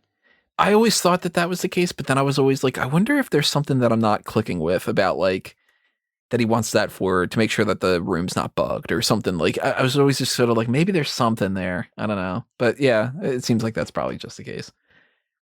And he gives Pam a big wad of cash, says if she's going to stay, because he wants her to just leave. And this is one of the many times in the movie where he says, all right, your part's done, you can leave.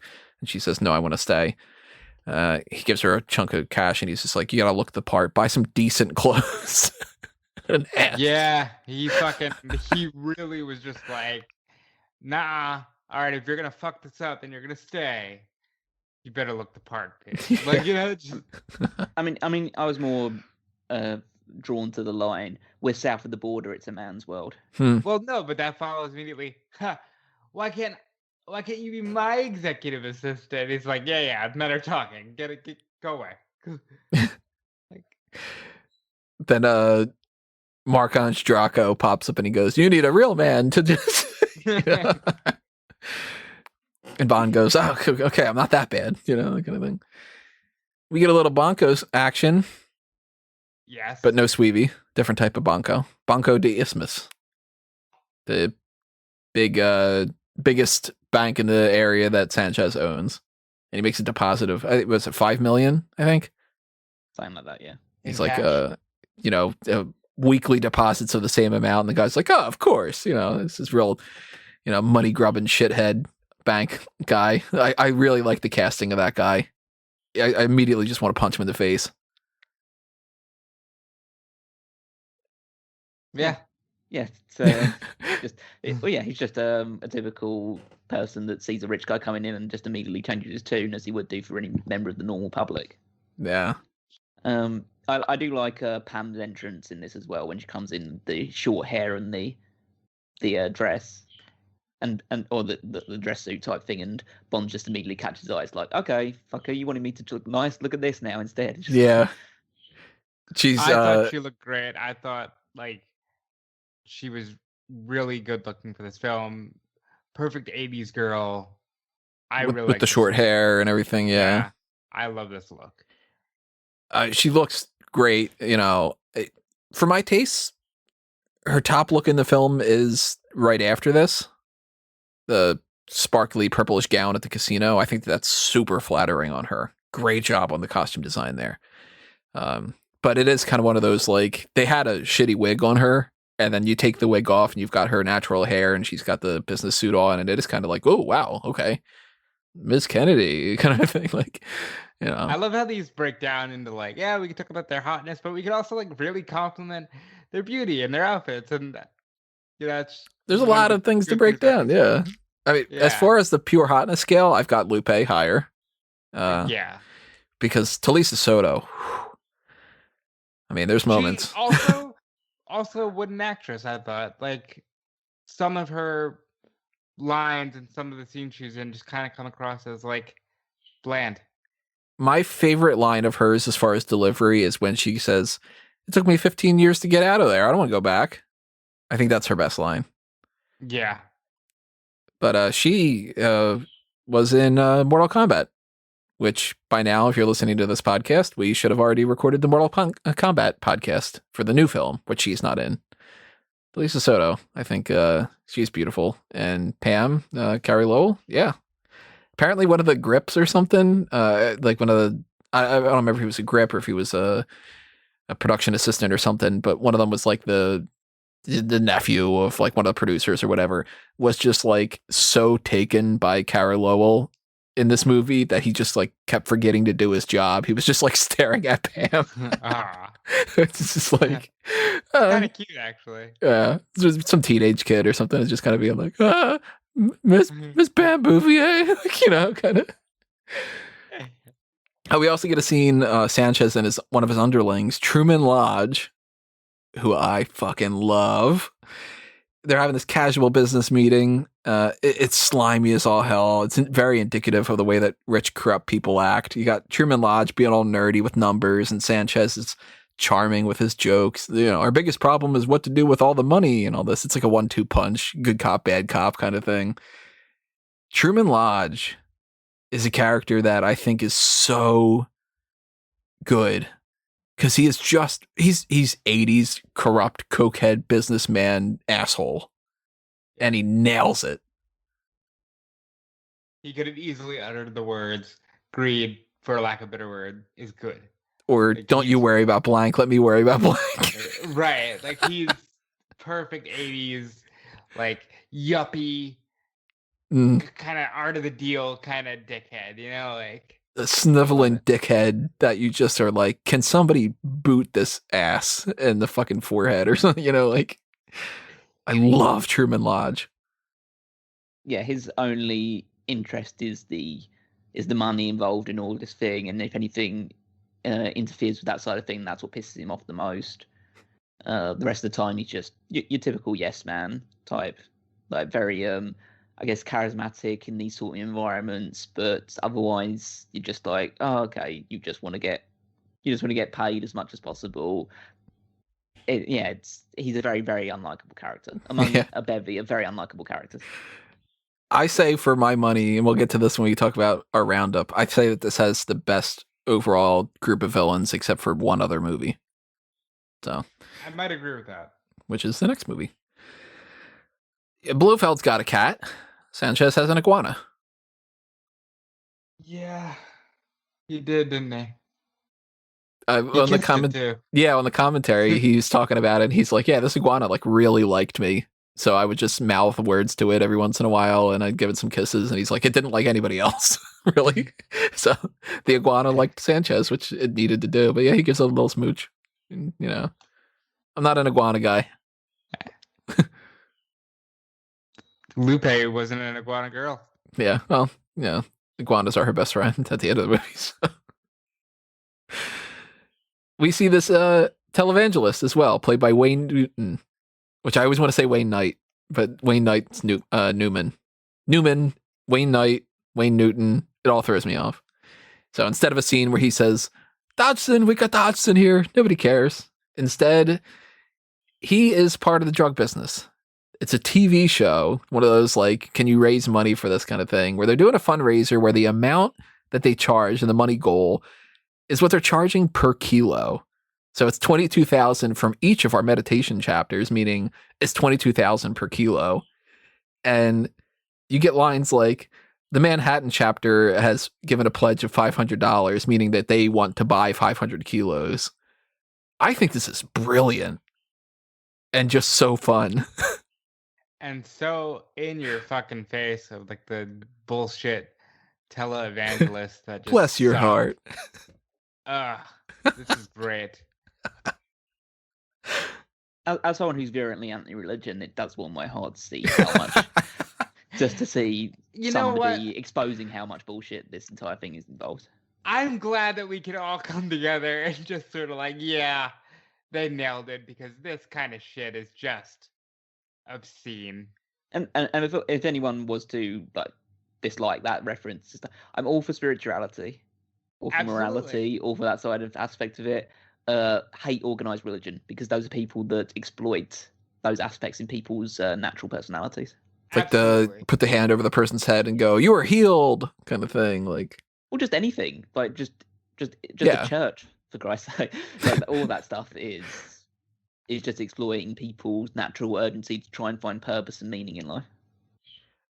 the 80s are so interesting because every movie that gets into the 80s thing, whether it's a comedy or it's an action film or whatever, there's so much like cynicism to it.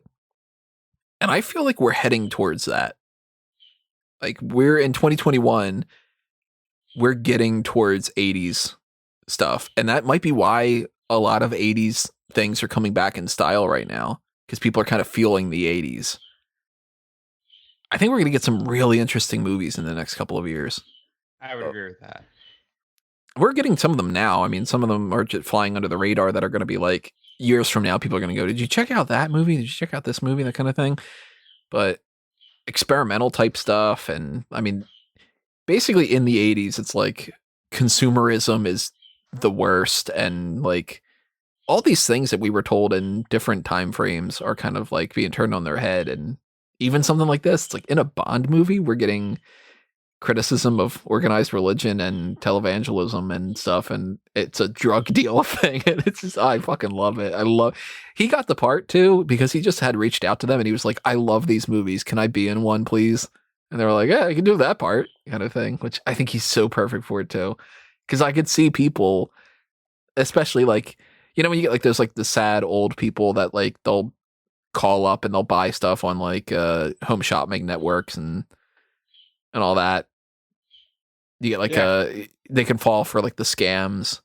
I could see like old people donating to Wayne Newton here, being like, oh, like, you know, he's a nice guy and like I'd be a part of this. Like, and the way it's used against him later in the movie Yeah. is so good. I like that the casino guy says Bond's playing blackjack like a real jerk off. Plays like a real jerk off. Which is clever because he gets originally a private blackjack table, and he says he's going to run up 250k, and then he basically immediately loses that. Mm-hmm. He says, okay, I want $500,000 now. And so they basically have to call up Sanchez, so he now has Sanchez's attention, just up the limit as much as possible. And he says, yeah, let's do it, because this guy's clearly losing his money. He's playing this like he's doesn't know what he's doing. And then Bond uses that and starts winning. Yeah, he wins so much more back. I think he's like up $500,000 or something. Yeah. And Sanchez, for that matter, he's just like, let him play. Yeah. but then he sends Lupe in. And Bond gets Pam to go get him a medium dry vodka martini, shaken not stirred. Stern. Why did I say stern? Stirred. I like that Pam does the little shaken not stirred and gesture to the guy, and then when they leave, she drinks a martini and she hates it because it's just like, well, not everybody likes the same type of stuff, and she's just like, bleh, like it's gross. I've never had a shaken martini. I've had one sip of a pomegranate martini in my life, which is not the same thing. But at some point, I'm going to order the exact same drink that we get in Casino Royale and see what awful taste this is. Because I do not like the taste of alcohol at all. Any alcohol. I don't like the smell of it. I don't like the taste of it. So I'm sure I would think that this is just absolutely disgusting. How do you guys fall on that kind of side of things? Well, I don't drink alcohol either, so I wouldn't taste it anyway. I've some alcohol is good. Some of it's just really like, oh, why do people do this to themselves? But on the occasion, if you want to, have a drink, I've never been against it. So I'd probably try some of these. Somewhere, I don't know, location, I'm going to be wearing a suit and I'm going to be at a spot where I can order that. And I'll order it just to feel like James Bond. I'm actually surprised, knowing how much you love this character, that isn't more you of just like, yeah, I'll get a, not just drinking for the sake of it, but like a high class cocktail kind of thing. I could see you being that kind of guy. If I wasn't so turned off by the smell and the taste of alcohol, I'm sure I probably would have been. But every single bit of alcohol that I've ever had, whether it's rum or beer or vodka or whatever, I always think it's just like, because I don't even like soda. I don't like carbonation. So even wine, I'm like, no. If I cook with white wine, I'm like, I hope that smell goes away as soon as possible, kind of thing. Like one of those things. Yeah. Yeah. And Lupe takes Bond up to meet Sanchez. They have this little back and forth. Bond says that he helps people with problems. He's not a problem solver. He's a problem eliminator. Temporarily unemployed. They get a kick out of that problem eliminator line. What do you mean? Sanchez, he's just like, I love that problem eliminator. Oh, yeah. Great. Yeah. I think you're talking about like the writers or something. I like that they use the fact that he's unemployed to kind of go along with this. And piece of shit Bond moment, which I'm sure you loved, where Sanchez is like, well, if you want employment here, you got to kind of prove that you have something that these guys don't. And he's like, oh, yeah, that's real hard, I bet. Yeah, it's not going to be too difficult. I like Sanchez's line, too. Nobody saw you come in. Nobody has to see you come out. He's always dangerous. Yeah. And I like that Bond's checked out, that he's got some armored plated glass. And two people are spying on Bond, too. They come back a little bit later on. But I like the meeting scene of him just being like, because he could have tried to just kill him. But instead, it's like, no, let me get to know what's going on here. Let me try to warm myself up a little bit, whatever. And any scene that has Bond and Sanchez together, I love. Sanchez is really good. Yeah, it's a good Bond trying to subdue his urges to immediately kill this guy, to just try and get himself in the perfect position to do so. Imagine like some other take of it where he's just like, I'm kind of a problem eliminator. I killed my fucking friend. Kind of like starts joking on him. Bond is told that his uncle has arrived and is waiting for him in his suite. Kind of a callback to the whole "your wife is in the room" thing from Live and Let Die. Again, another reference to Live and Let Die. And Bond's not expecting this because he doesn't have a fucking uncle. His parents are dead. They died in a climbing accident. There's a whole big thing. Immediately suspicious, he asks Pam for a gun and she rips off part of her dress. Pretty sexy moment that I like a lot. Shows off her legs. She's got a leg strap holster with a little gun and all that. And this was apparently based off of the dress that Talisa Soto wore for her audition. And they were like, that's hot. Let's put it in the movie. I think that that's kind of like the top notch sexiest moment for Pam in the movie. I think I'd agree with that. And I'd say there's one moment later on in the movie. Is that when she goes, no? Or something like that? I was just trying to think of any moment. Yeah, nothing sexier than the woman saying no.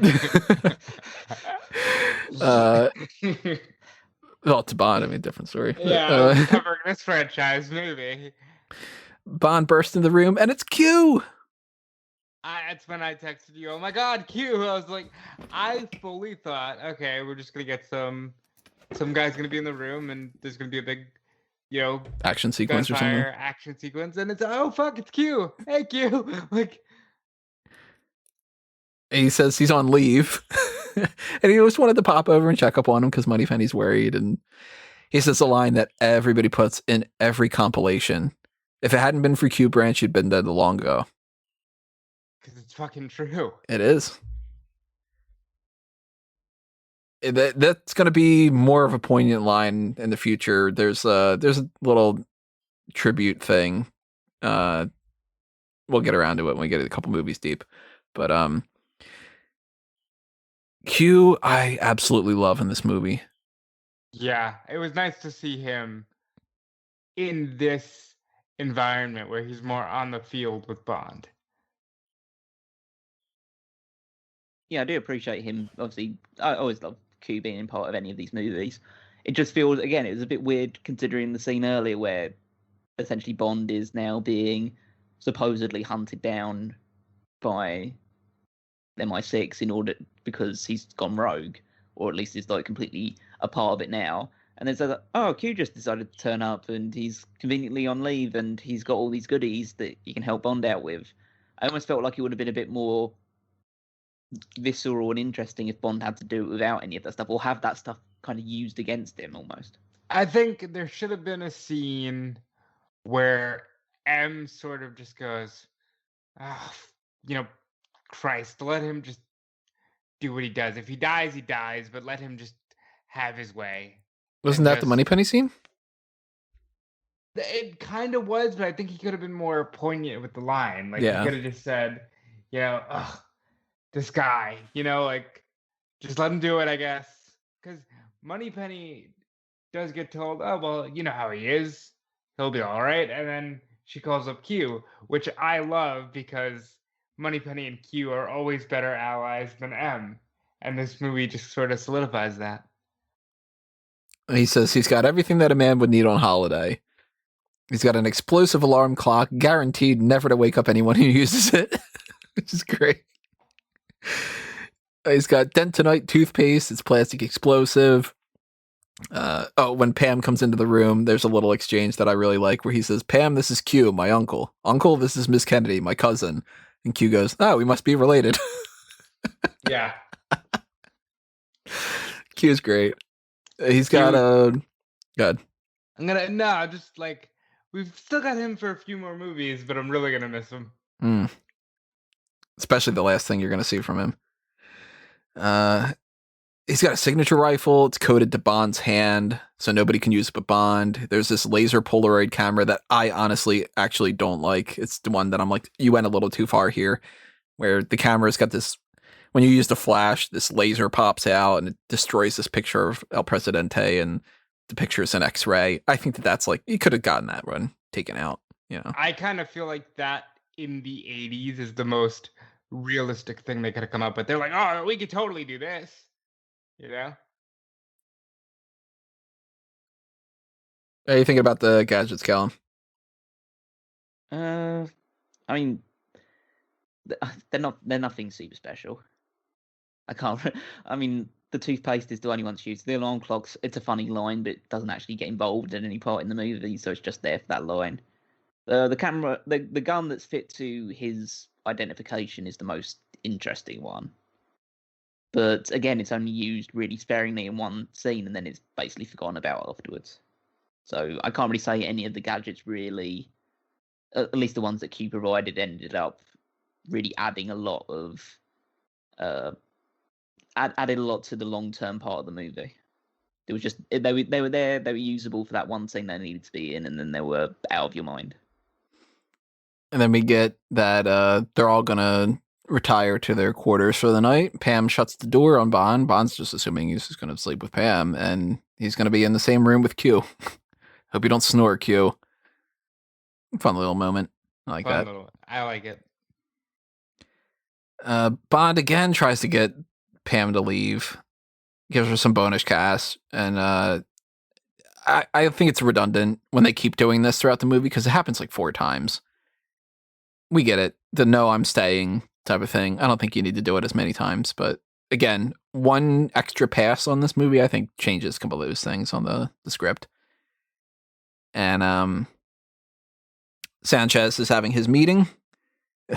Drug dealers of the world unite.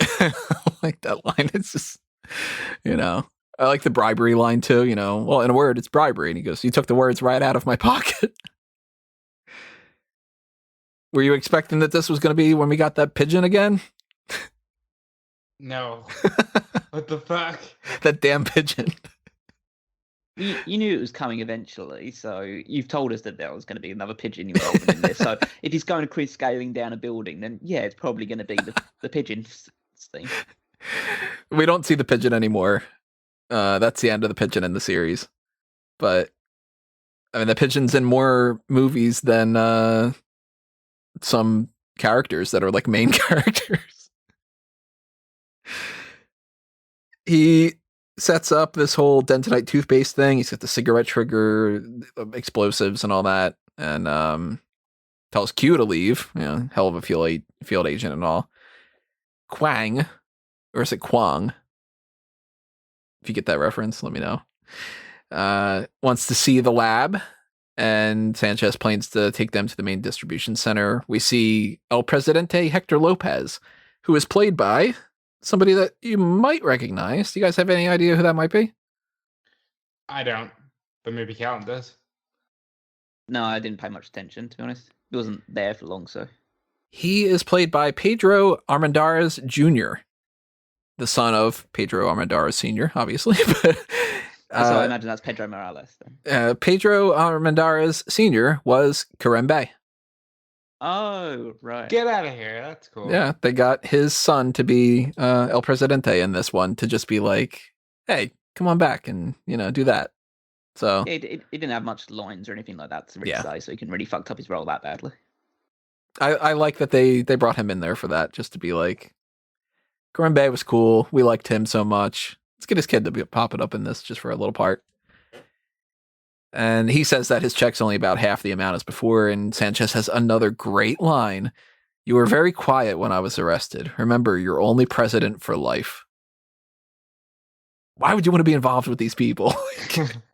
God, anybody threatens me with that kind of thing, and I know that he's as fucking bad as he is, I'd be like, all right, yeah, I'm done. I'm not president anymore. I'm like, I'm going to retire, go to a beach, make it to where I'm not responsible for anything. No, because if you're not president, then they just kill you. That's true. Because you know everything, and yeah. Yeah, fuck that. Oh, yes, sir. Great villain. So good. And Bond sees that Pam is in Sanchez's place, and he's talking to a guy named Heller.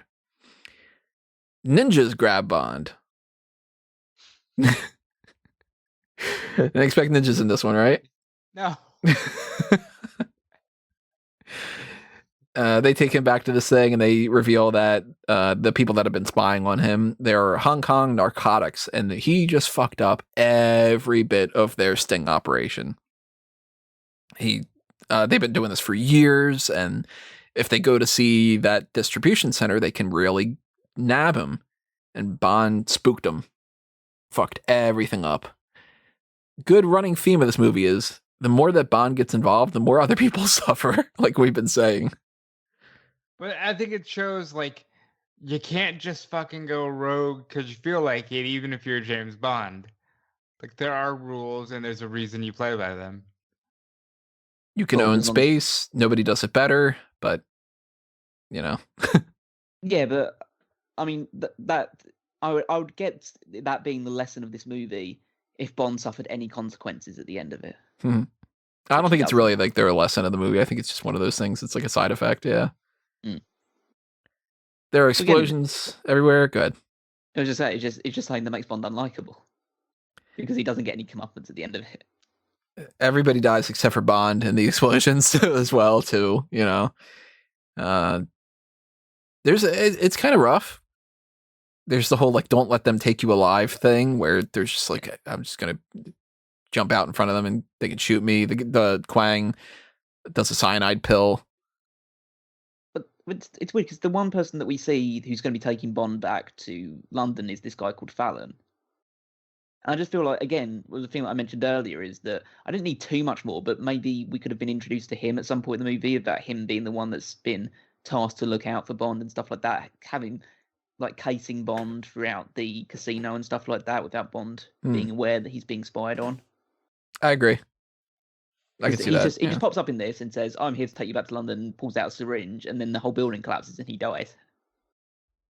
But great MI6 agency have it. Basically, what I'm getting from a lot of these Bond movies is that Bond is the only one that really can do anything.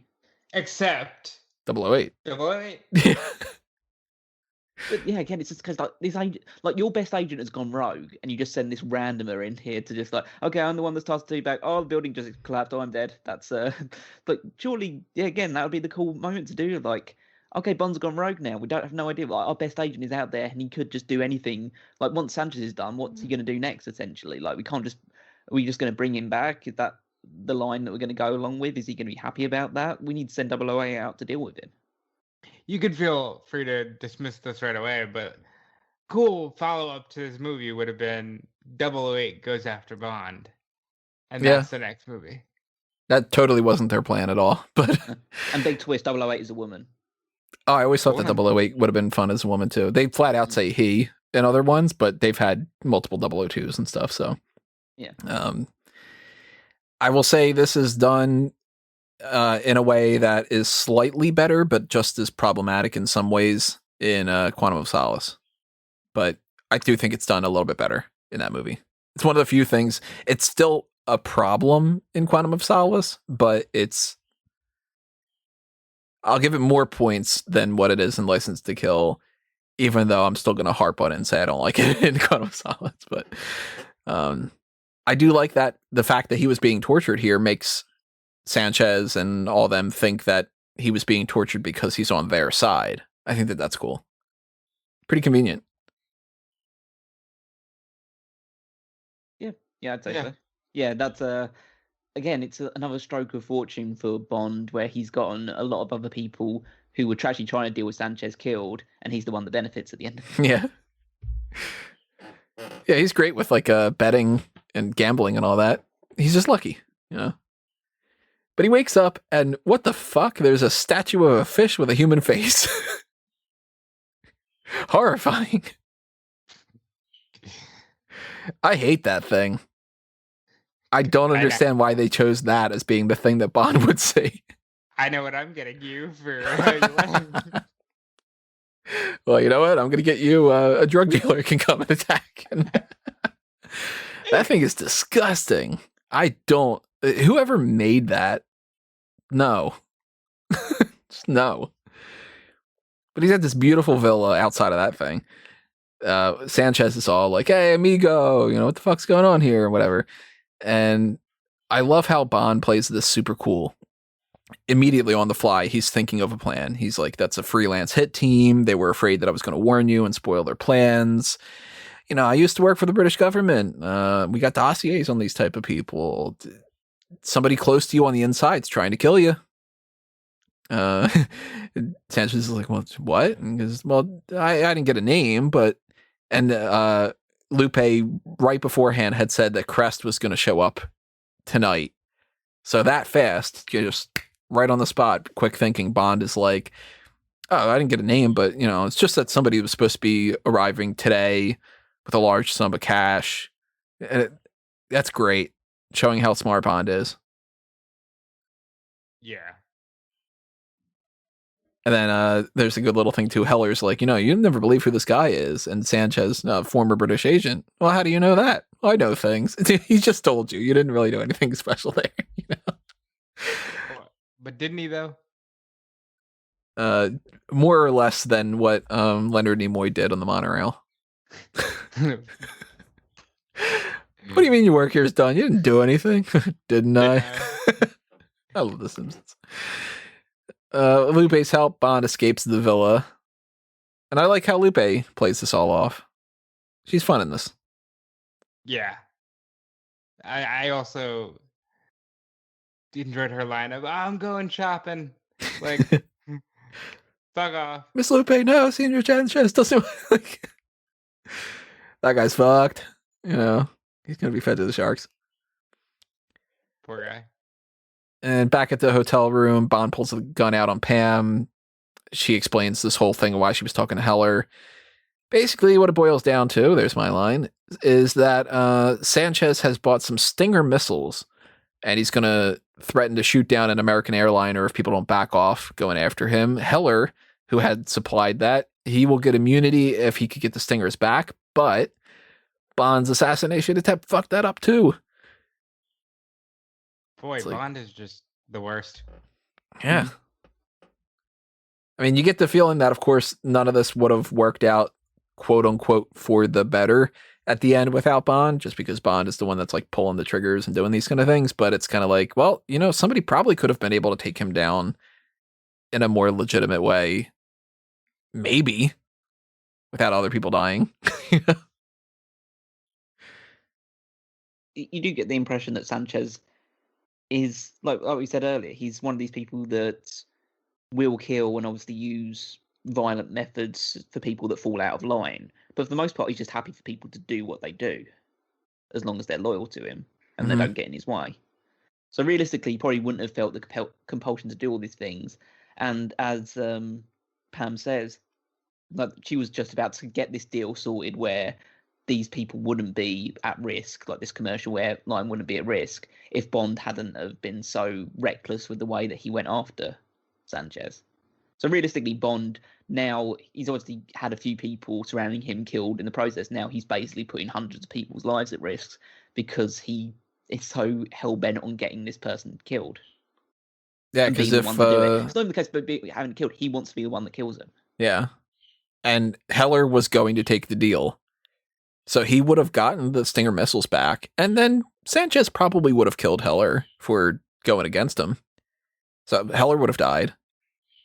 Probably the missiles would have been sent back. Now, you can argue, wouldn't Sanchez have just found another way to get the missiles? Then it would have just been the same kind of thing or whatever, but it is kind of like, the way that she says it, she's like, there's more to this than your vendetta. Just, you can't play this as if it's just some dude going to kill another guy. Like, there are people involved. Sharky's dead, you know, like that kind of thing. Right. I like the moment on the boat where Bond, when Pam is stripping off her clothes, Bond just sneaks a peek and smiles. It's kind of like, oh, okay, kind of thing. That's a little bit of normal Bond, considering we don't get all the normal sex and nudity that you would see. Yeah, he doesn't get to have as much like charisma and charm and fun and playfulness and whatever when he's on a blood mission. But just for a moment there, when she's just taking some of her clothes off, he's just kind of like, okay. Yeah. But I love this scene. Sanchez is talking to Crest about the whole situation. He says he's not gonna lie in front of Lupe. And you know, what happened with the whole guy stealing the money? And Crest sounds like a complete idiot. He's ridiculous. He's drunk and he threw the pilots out and flew away and like a little bird, huh? Okay. And Lupe playing her part, she's just like, I didn't see any of this shit. So Crest looks super guilty. And Bond makes it even worse. He hides a ton of the cash in the pressure chamber to frame Crest for being the guy who would have paid off the freelance hit team. Perfect setup. So Sanchez tosses Crest in the chamber. He's like, you know, well, if you want the money so fucking bad, whatever. Turns up the pressure chamber and Crest's head fucking explodes. Dude, it was like 2 a.m. when I went through this, and I just went, oh fuck, oh my god. And then I immediately thought of Airheads and sent you a gif of the Airheads commercial where the head explodes. I was not expecting this. Sanchez is fucking insane. Yeah, it's I guess this is probably the most grisly death of the entire franchise, at least so far. And yeah, it's just absolutely horrifying. And Gotta give the people what they want, though. but do they want this? I love somebody it. did. I mean, I know some people find this stuff interesting. Like I say, this is, as you say, the RoboCop, Terminator, Die Hard era, and so there are deaths like this and things that are even more violent. But again, you're going into a Bond movie, and if you if this is your first Bond movie, then maybe this is something that would appeal to you. But if this is you've grown up with the franchise and you say, okay, I'm gonna go see the next Bond movie, and then this comes up, you basically go, yeah, that's not anymore. I think for a lot of people. Imagine like you start watching the movies with like your grandfather or something, and it's like, because at this point a couple decades have passed by, and it's just kind of like, hey grandpa, let's go to the movies, we could see the new James Bond movie together, and it's like, oh okay sonny, like we'll go, and it's that fucking explodes. Like this is what you do, the way that Kananga blows up in Live and Let Die, where he doesn't turn into a balloon. This is done the right way. You see his head expand and pop, and it's just like, god damn. So the only way I can compare it is comparing it to like wrestling. Like if you could have generations of wrestling fans, but if your grandfather was a Hogan guy and your dad was an Austin guy, they're going to have trouble relating when you're like, oh, my favorite wrestler is Sasha Banks. And it's kind of like that here, where it's like these Bond movies, they're all supposedly the same continuity, but man, Moore and Connery are so much different than this, and this is so much different than Brosnan, which would be so much different than Craig. It all really kind of just depends on what era you grew up in. And even when it comes to something like Batman, for instance, if somebody grew up with the 60s show, their Batman is the kind of doing some dancing and being all like, oh, we got to save the mayor from the Penguin, and, holy rusted metal, Batman, that kind of thing. And then you show them The Dark Knight Returns, and they're like, this is terrible. This isn't Batman. Whereas somebody like me, I grew up with like Michael Keaton and Kevin Conroy, and I watch Adam West, and I'm like, this is dumb. Like it was kind of like, what the hell, I think West himself even said like the newer Batman are too grim for him. Right. So it all is generational, but this scene was just like, oh, we're not fucking talking about I wish they all could be California.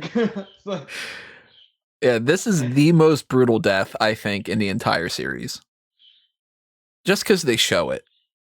There's other deaths where it's like, oh wow, he went through like a wood chipper in On Her Majesty's Secret Service, and it's like, he had a lot of guts, and it's like, wow, that's pretty harsh. But you don't see him through the wood chipper. And then in this one, they're like, hey, we can do that too later on. Yeah. But the head exploding to me is like, that would be a moment too that I could see people being like, that's it, we're leaving. And to me, I'm just sort of like, his head bops, like, god damn. And even better, Sanchez, as if he's Bond with the quips, they go, well, what about the money? And he goes, launder it.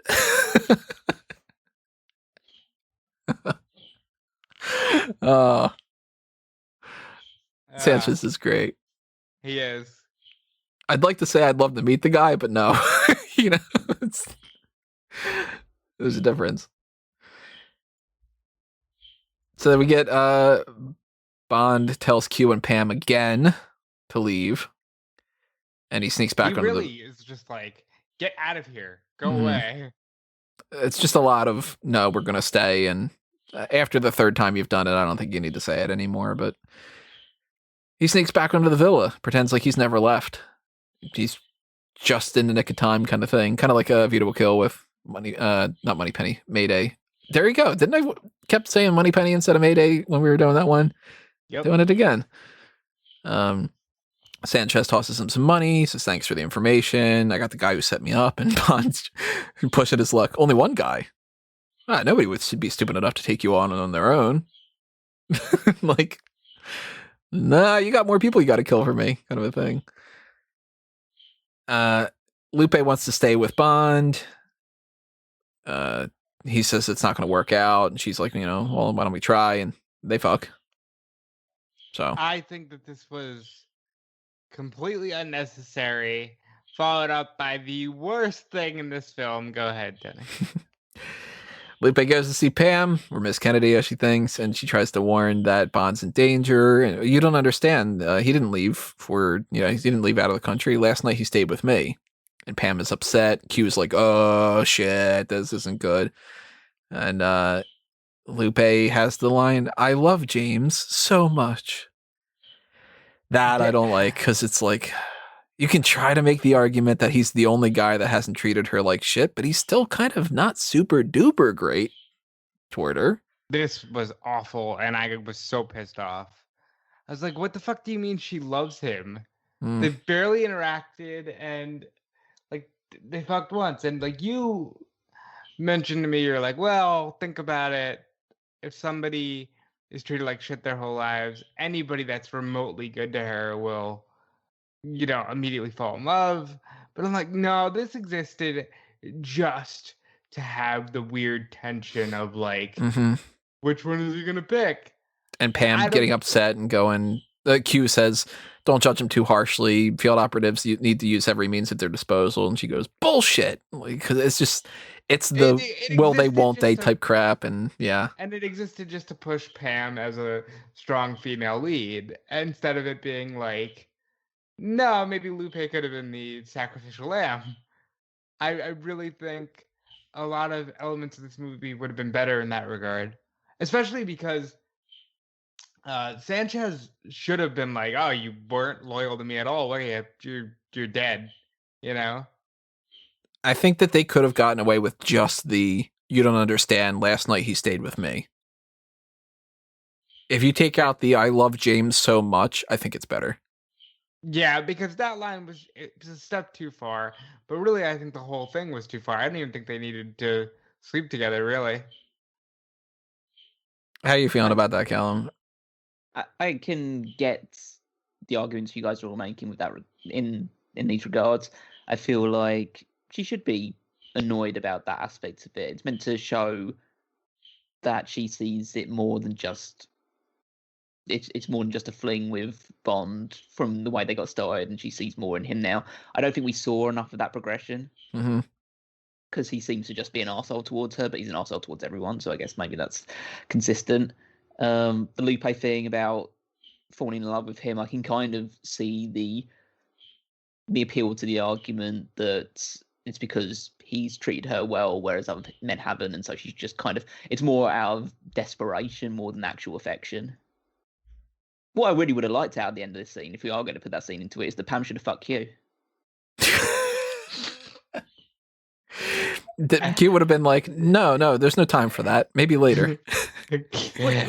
She's funny about the idea, like says, like operatives have to do this sort of stuff in the field, and then Pam just like gets a like pushes a on her eye or something. Like, yeah. She's like, what other gadgets you got in there? Yeah, what kind of gadgets do you think Q is bringing in that regard? He's like, I got another suitcase for everything that a woman would need on vacation.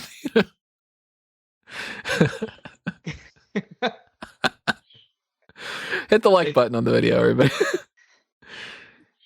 So, you know how Q is always ragging on Bond for never returning his equipment back in pristine order? Uses a rake with a transmitter, throws it the fuck away. Just tosses it away frivolously. Q's feisty in his old age. That was actually a suggestion by Desmond Llewellyn, and he was like, what if Q just tosses it? Just like, let's have some fun with it. I like that a little bit. And all right, so next scene, we got Meditation Center here. Distribution Center is this cult monetary type of place that Professor Joe, the Wayne Newton, is doing. That's the cover, of course, that we've talked about earlier. But I like that he says, it's just a cover, but he manages to turn in quite a profit too. So it's like, yeah, there are these people that are just like dumb and they're just passing money along to this fake monastery type thing. The hell of a set too. The big helipad with the fire emblem thing on it. I love the way that this thing looks. And Truman Lodge jokes that they need to wear masks. COVID. To avoid their best customers developing a drug habit. I thought that's funny. We don't want our best customers to get a drug habit. And he explains that the way that they do this business thing is they dissolve the cocaine in gasoline so it's undetectable. They ship it in tankers and then they reconvert it. And Sanchez is like, you get to keep the gas as a bonus. It's a hell of a deal. I think this is smart as hell. Yeah, which obviously means that it doesn't actually work. I can't imagine that it does. It means it wouldn't work in real life. Right. Yeah. Because, I mean, if that's the case, then you would assume that everybody's just doing that, which, I mean, gasoline is one of the biggest markets that's out there. Maybe it is, Maybe somebody has a means to do it, but... Now, the thing that I don't get about this aspect of the movie, which is, like, Bond's walking through with these people, and then, like, Dario turns to him and says, like, who's the new guy? He says, someone I thought I could trust. Is there a scene missing? I don't think he says it as... Scene where Sanchez finds out that Bond is not who he says he is? Because he just now be instantly distrustful of him. I take it more as somebody that I thought I actually can trust. Maybe it's like a delivery kind of thing, but like, I've just killed Krast. I can't trust like this one and this one and this one, and it's kind of like, well, that's somebody that I think I can trust, kind of a thing. Because he gets really angry later on. Well, because I watch with the subtitles, and then it says it's someone that I thought I could trust. Somebody I thought I could trust. Well, I mean, still, you could say somebody I thought I could trust. Might be the delivery. No, he's saying that in the way as in he doesn't trust him anymore. Says it's someone that I thought I could trust. In that he thought that, oh yeah, Bond's on the level, but in the time between that scene they just had and now, he doesn't trust him anymore. I might have to check that back another time. I don't remember the delivery of it. Yeah, missing because he's looking at him as in like, because Dario's the one. Dario's the one that comes up to him and says like, "Who's the new guy?" And then he's just like, and then Dario puts a gun towards him. Yeah, because Dario doesn't trust him for sure. He's just sort of like, I recognize this guy kind of thing. Yeah, but it's like Sanchez sees he's been held at gunpoint, but Dario doesn't do anything about it. It's not like he's annoyed about it. It seems like that's what he wants. He wanted Dario to do. I never took it that way. I just it doesn't look to me as if there was any good reason why he's now Bond is bad now. I need to deal with this guy. I always took the line as it's somebody who I think I can trust, and then the switch doesn't happen until after Dario tells him that he's somebody else. What do you think, Rob? I think it was more just like he already knows something is up with Bond because he's had his eye on him since the casino, so it was just naturally coming to a head. But I also think that's kind of a long-running problem in the films where it's just like there's so much that sometimes better plot points, which could have used just a few more minutes of dialogue, get rushed through. We get a little bit with Professor Joe, total sleazebag, who is totally taken by Pam. And they go to his private soundproof meditation chamber to bang. Well, she takes the keys from him and he says, "Bless your heart." See, this is the part I thought was the sexiest part of her performance, which was her getting on the bed and like pulling the dress up slightly and showing off the garter before then pulling the gun out afterwards. Fair enough. I love this scene. I love that Pam is just like, "Oh my God, it's you!" And I never thought like, yeah, he's like, "Yep, I got another one. This will be a great day for me." And she just, fuck off, give me the keys. Yeah, here's a whole bunch of money, and I'm a beautiful woman, and we can, I like that he throws in the "bless your heart" though. Bless your heart. Yes. There's a little joke. Truman Lodge wants to save the burning building because when Dario says, that's Bond and everything, and everything gets set on fire. Truman Lodge says that it cost them $32 million, which is the budget of the movie. That's why they chose that line. Just it cost us $32 million, that kind of thing. And Sanchez says he doesn't give a shit about that. He wants to save the tankers and the stingers. And Bond is strapped to a conveyor belt that's going to feed him into the cocaine grinder. This is a good part with Sanchez again. He says, when you're up to your ankles, you'll beg me to tell me everything. And when you're up to your knees, you'll kiss my ass to kill you. He is so like... I love Sanchez. You don't want to fuck with that guy. We're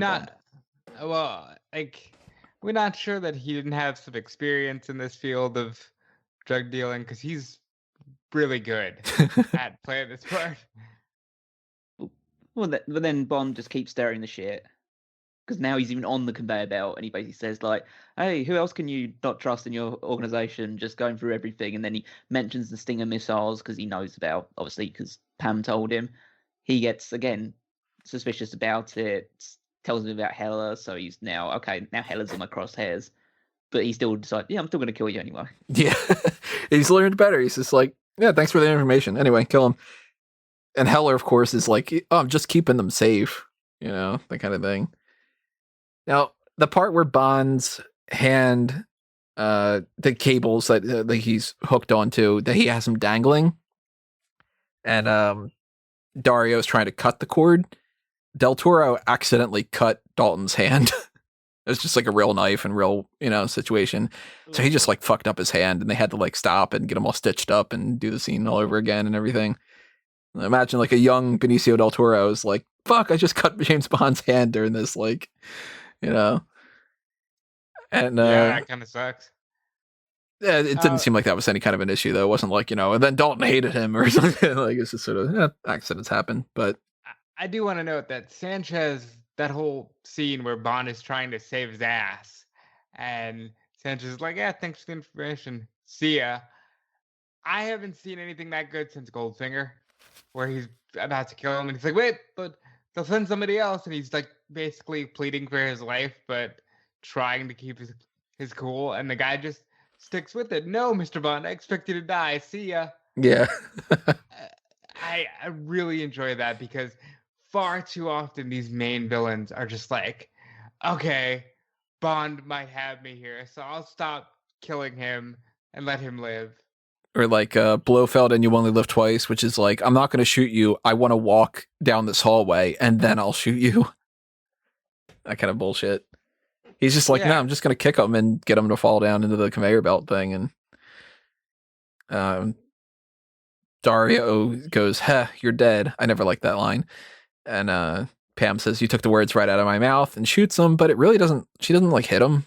I think that this is done kind of a clunky. Yeah. Better. Good.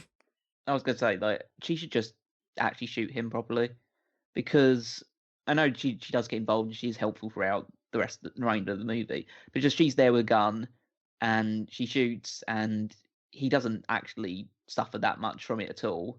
He's just going to get back up and go after her, and Bond is the one that ends up leading to his demise. Yeah, if he wanted her to have one of those moments of like a quip, I think that she should have shot him and then said, and he dies, and then she says, you took the words right out of my mouth. Yeah, either that, or like you shoot him, she says the line, and he staggers into what ends up being the thing that kills him. Instead, Bond just pulls him into the grinder for a vicious death. Yeah, again, it's just at this point, if you manage to sustain throughout the rest of the stuff, you basically go, oh, fuck this, come on. Turn the bloody machine off. Yeah, are you all right? Switch the bloody machine off. No, that's one of the worst things of this entire... I mean, the way that he says it is obviously how you would react, but her saying, are you all right? Yeah. He's dangling over a fucking crushed grinder. Of course he's not all right. It just seems that line is so dumb. Because it seems like you just gotta make the girls always seem kind of stupid, don't you? We're in the middle of a Russian airbase in the middle of Afghanistan. It's not full Tiffany case, but you she's smarter than that. No, he's not fucking all right. Turn Yeah. the machine off. Yeah, instead of him saying some kind of a line, though, I like that it's just like, shut the fucking machine off. Like, God damn it, Right, Pam. he Like, didn't say anything stupid like, "Oh, I'm hanging in there," or something. right, Like, yeah. turn the damn thing off now. Like, it's just, the daily grind. Yeah. It's just like, shut the goddamn machine off. I'm about to fucking die here. And Heller gets fucking impaled by a forklift, rammed into the building. Yeah, goes through the wall like a fucking Kool-Aid man. Yeah. Sanchez and Truman Lodge escape. And we get another cute little moment where Pam steals the money back from Professor Joe, and he's just like, "Bless your heart" again. It's like, this guy sucks, but I'm okay with it. I like that he's not really all that mad. It's like, all right, bless your heart. Angel. Yeah. At this point, Bonds facilitated Sanchez killing Crest and Heller, losing hundreds of millions of dollars. His lab's blown up. Kind of evening the odds a little bit here, you know? But he's still not dead, and so Bond must continue. Yep. Cue Yep. the tanker chase scene with Oh, some moments of bad green screen. some moments of bad green screen, some moments of completely like impossible acts of physics involving trucks and tankers and all this other stuff. It's like going back to an actual, Bond movie. But it's so outside of the tone of everything else we've seen prior to it. Did you guys, because I know that you guys don't pay too much attention to the music, so I would assume the same thing when it comes to the sound design. Did you catch the Bond theme? Maybe, but it's not like calling to my attention right now. Is it because you're a Yeah. Transformer? I kind of imagine that enjoying this sort of scene that is going in the background. I didn't notice anything Oh fuck! different about it. I think we might have you back on there, Rob. We might be able to hear you better now. How about? Am I good now? Getting there. All right. So the bullets ricochet off of the tanker, and it goes dun dun dun dun dun. And they do it another little part where it goes da da da da da da. Just fun, you know. They were like, fuck it, let's have the bullets play the Bond theme. I tried to find a little clip of it online, and the clip is like somebody tried to rescore that part with their own music and stuff. I can't find like the quick clip, but yeah, if you click on it, it's at towards the very, very beginning of the tanker scene when Bond is still trying to like grab onto like the bottom of it and stuff. It just plays like the little, do or something like that. Like it's just a cool little bit of ricochet sound design stuff. We get Sanchez trying to fire a Stinger missile at the tanker that Bond's driving, and Bond somehow manages to get the tanker up on one side, so the missile goes underneath and hits the other tanker. And he lands on top of another car for extra little bit of flair. It is a little over the top, and let's do the old Bond shtick kind of stuff. Bond releases the tanker back down. Of course, it falls right in front of three other ones, and that kind of thing. Yeah, it's way too jarring from the tone that you set throughout the movie. Because you can compartmentalize it because it's a Bond movie, but then you've basically been training your audience that this is a different Bond movie. This is a different way we're doing it now. This is more serious. This is more gritty. This is more violent. And then you do that, and you just go, well, what do you want? What are you actually giving to us here? I really like the Truman Lodge stuff. Oh yeah, him getting killed again, but it's just like, fucking hell, man. This is like the tankers are gone, all the money's being lost to here. It's just He says, well done, Franz. Another $80 million write-off. Yeah, and just again, it's to be fair, I think like it's part of the reason why I like him so much is the fact that he's got so many more quips than Bond has throughout the movie. But it's just like, okay, well, we better start making some overheads then. Yeah, start cutting some overhead. Kills him immediately. Like At the end of the day, if he wasn't a villain, he'd be a better Bond than Bond is. He did the screen testing. Did he? Dalton wasn't available, so when they did the screen testing for I don't remember if it was for Pam or Lupe, but he was the one that filled in for Bond, and that they were like, in a different world, he could have been a good Bond, kind of a thing. And yeah, I would love to see that screen test, just to see Davi playing Bond, because he's so charming. Even a line like that, just I guess it's time to start cutting some overhead. Just like, it's kind of, he's one of those villains where it's like, I'd be okay with Sanchez coming back, kind of a thing, like, I mean, Yeah. not at this point, but you know what I mean? You've done weirder stuff. The Bond theme's in full force. He gets the truck to pop a wheelie. I don't like that part. It's just a little, come on, Yeah, because I don't get it. It's just that, okay, his path is blocked by a bunch of fire, and so again, we've seen parts of the movie where he's got the cars to drive on one side. So if you've seen past Bond movies, you can get that side of it. But then I'm just going to pull the front end of this truck up and drive forward. It's like, no car has ever done that ever.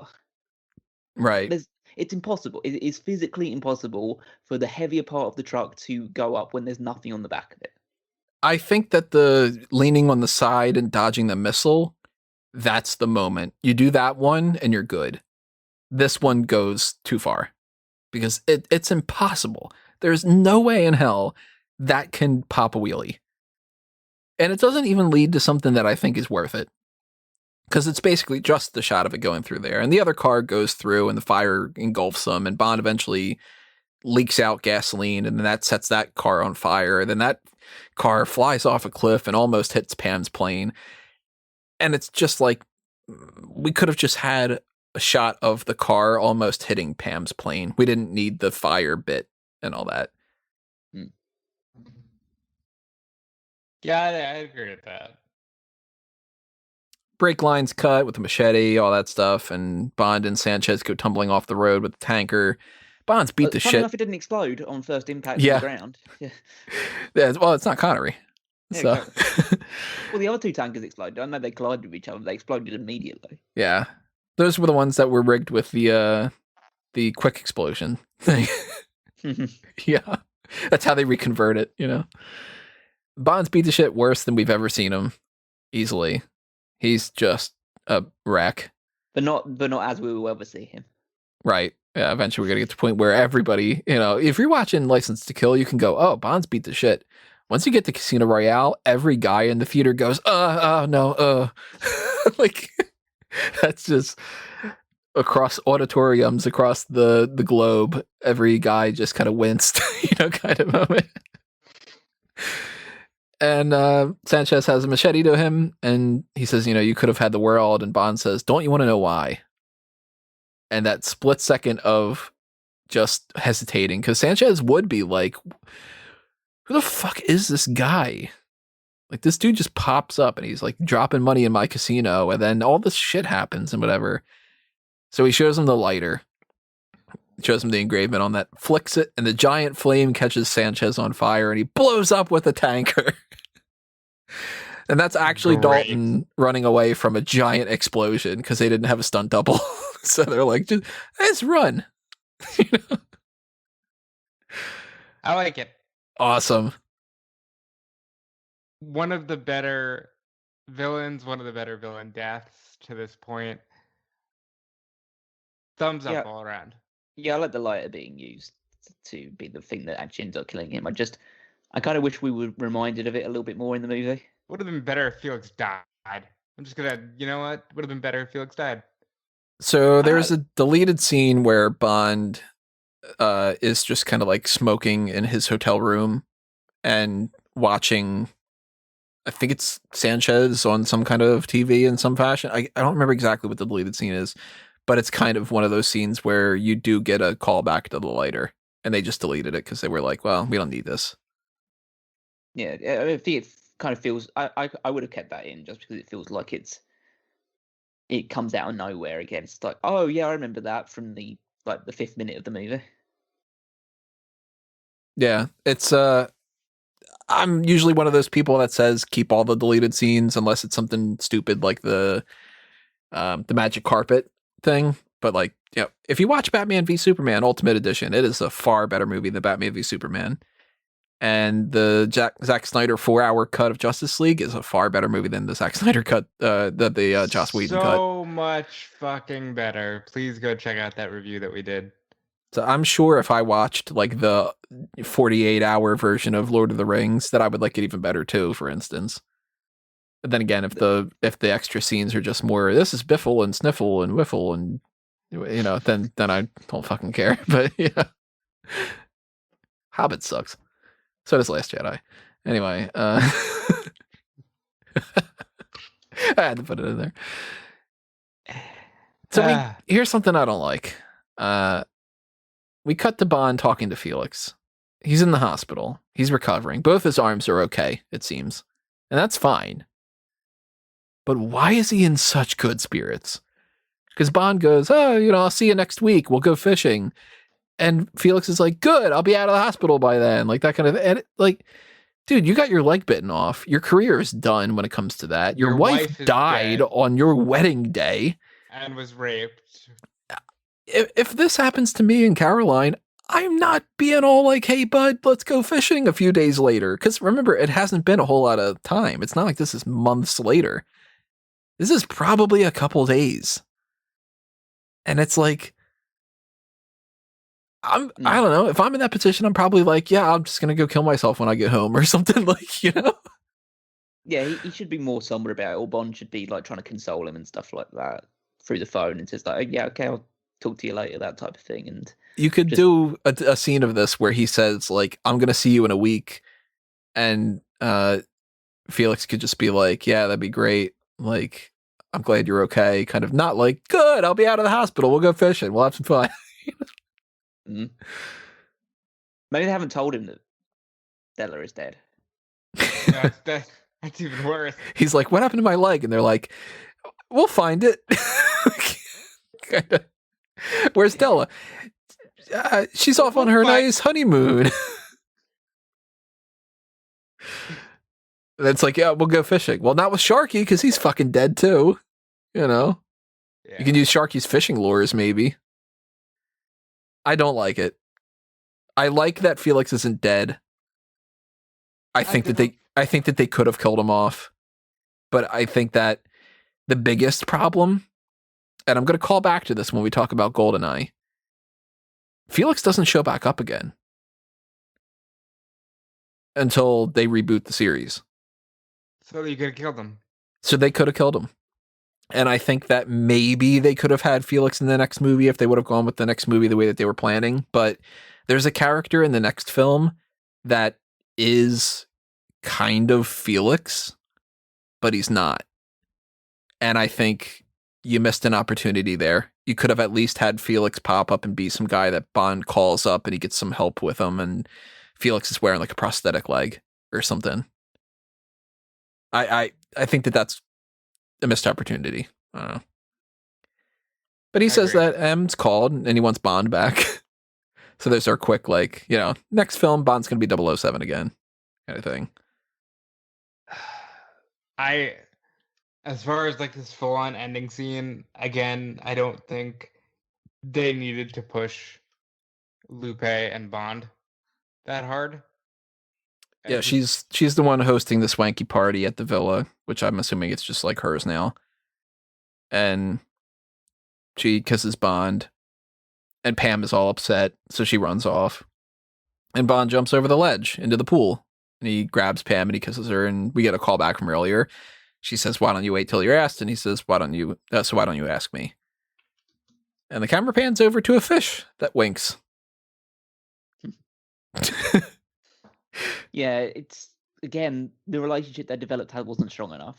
Yeah. To make it so urgent that Bond had to do that type of thing. It doesn't feel like a big feel good, they finally got together at the end type thing after that little distraction. It's just like, yeah, they were together for a while, and then Bond fucked another woman, and then and then decided, yeah, I'm not going to fuck that other woman again. I'm going to fuck you instead. And that's like, oh wow, that's a true love story. Would have been made all the more better if they just didn't have him fuck Lupe. It's a classic story. Boy meets girl, boy and girl have sex after about 5 minutes after meeting. Girl falls in love with boy. Boy basically is very standoffish towards her. Boy fucks other woman. Other woman actually falls in love with her. The other woman's upset about it. That's like every Nicholas Sparks book, right? Yeah. Bond rejects other woman for no reason other than the fact that he just wants to fuck other woman. That's basically the entire story. So, for a long time, the last thing in a Bond series was a fish winking, and then the end credits. I was like, and the song is it's the love theme of the movie, "If You Asked Me To" by Patti LaBelle, which became an even bigger hit when Celine Dion did a cover version of it. I like both of the songs, but it's kind of low on my Bond theme list because it's not like it's as prominent as the love theme from The Living Daylights, where you hear it every time that it's like Kara. So, Right. and I just don't like the song as much. I like If There Was a Man more than If You Asked Me To, but I have both versions of If You Asked Me To in my collection because I do still like the song. And like I said, for the long time, this was Bond's final mission. Him quitting, getting offered a chance to return, but he doesn't say, yeah, tell M I'll be back at the office, whatever. It's just kind of like, okay, well, we'll take care of that another time. His buddy is out of commission. He's gotten revenge on him. You could play it off that he's wound up with somebody tough like Pam. I can kind of see that being an okay ending. It's certainly not the best. It's not at all what I would have my James Bond finale be. I don't know exactly what that would be. I haven't planned that out yet, but I know that it wouldn't be exactly the way that this plays out. But I could see some people being like, okay, that's if the movies end, then the last story is Bond going off on his own and avenging his friend and killing a drug lord and ending with a tough army chick. Again, not at all what I would do. In fact, I would maybe even make the case that Bond needs to die. But I that think was Calvin it. would make that case, wouldn't you? Calvin? At least Timothy Dalton does, right? Yeah. Well, that'd be a more need of an instance of rebooting the series with Brosnan instead. But yeah, I just feel like this Bond is, let's say, it was unlikable. So I don't think there would have been as much. And maybe it would have been bad time to kill him because no one would have really, I don't say really cared, but it wouldn't have generated the kind of upset response that you'd want to. Like, oh my God, where's this franchise going to go? I'm sure there'll be a lot of people who'd be kind of like, yeah, good. I am very, very nervous that Craig's Bond is going to die. I'm fine if it means it's going to be rebooted. I don't think it would be. I think at this point they could play off killing Bond as like, and he was a great character, but he's as we'll hear in the next movie, a dinosaur relic of the Cold War, and he's dead now. I'm concerned that in No Time to Die, Bond is going to die, and the new 007, Lashana Lynch's character, that they're going to try to make her the character going forward. Not James Bond, but that they're going to go, well, the series isn't just about James Bond, it's about 007. And it's like, no, it's not. It's about James Bond. Yeah, but I have to say that even if that scenario, which I don't think is going to happen, would happen, it would fail, Mm-hmm. and then they'd go back to James Bond. So it really Right. is no difference anyway.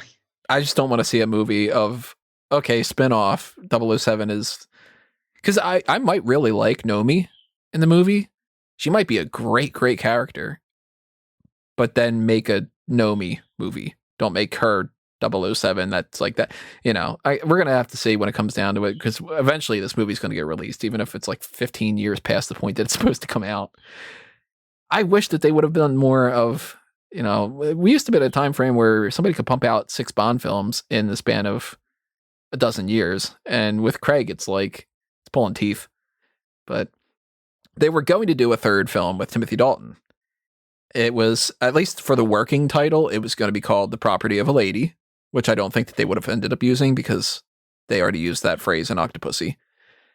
But there was this whole different kind of plot. They were going to try to go back to the Chinese side of things. There was another thing that I read in one thing that was supposed to be a little bit about some of the stuff that kind of got brought into GoldenEye, but not necessarily. It wasn't exactly the same sort of thing.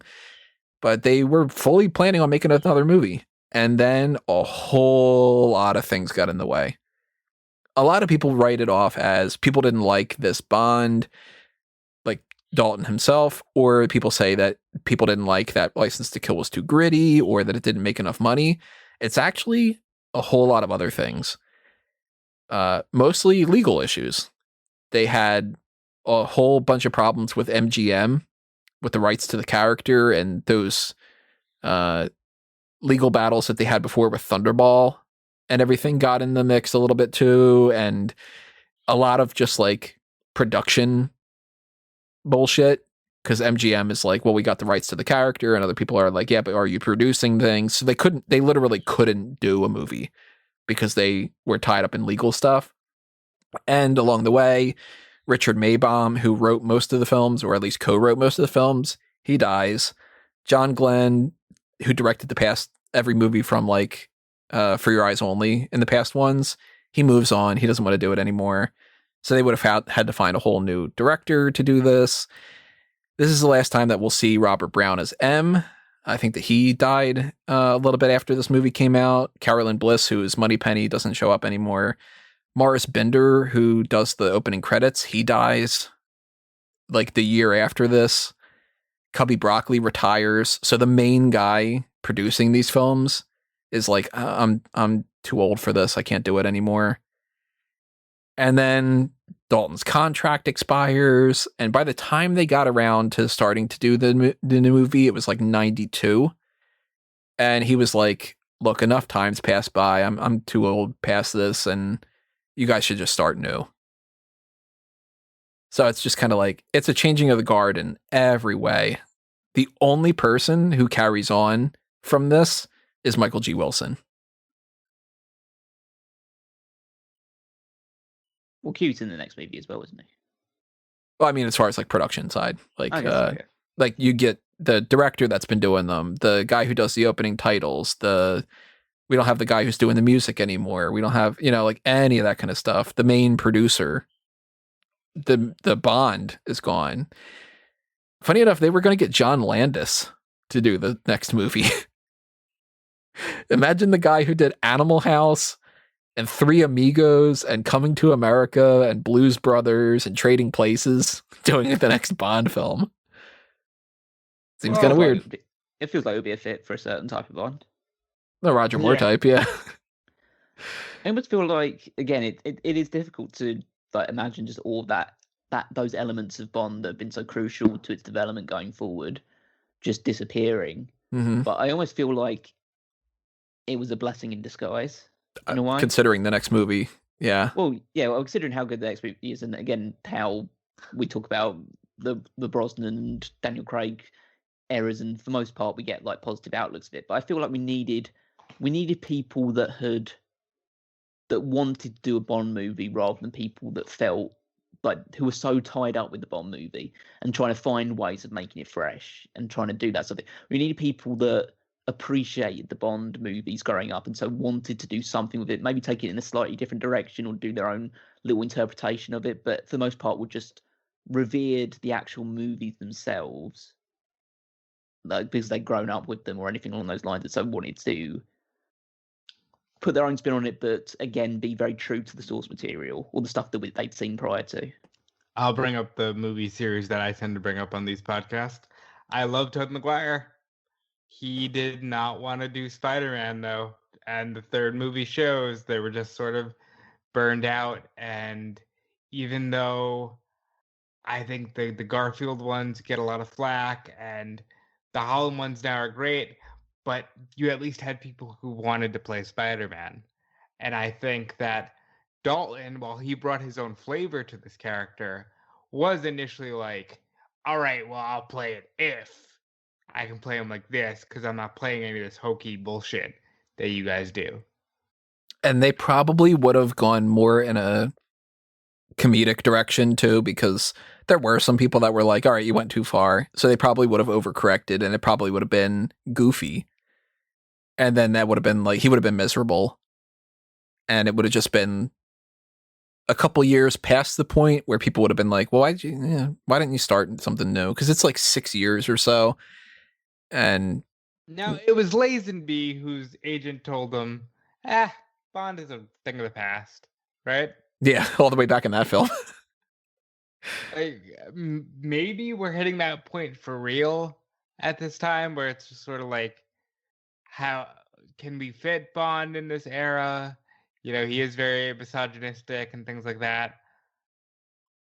I don't know. It seems like maybe it was best just doing what they did and leaving it for over half a decade and then coming back with a new guy. Also, absence makes the heart grow fonder. Yes. And when you get that License to Kill is the last Bond film, and then years go by, and usually by that point you're like, well, we would have gotten 1 or 2 Bond films by now, because it used to be between 2 and 3 years. So if like 6 or so years go by, you're like, well, crap, we're missing out on 2 Bond films here.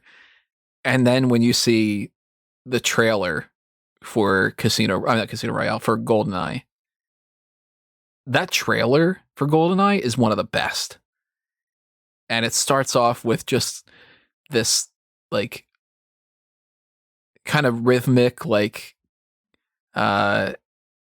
mysterious version of the Bond theme. And it's like Brosnan walks up and he goes, well, you were expecting someone else.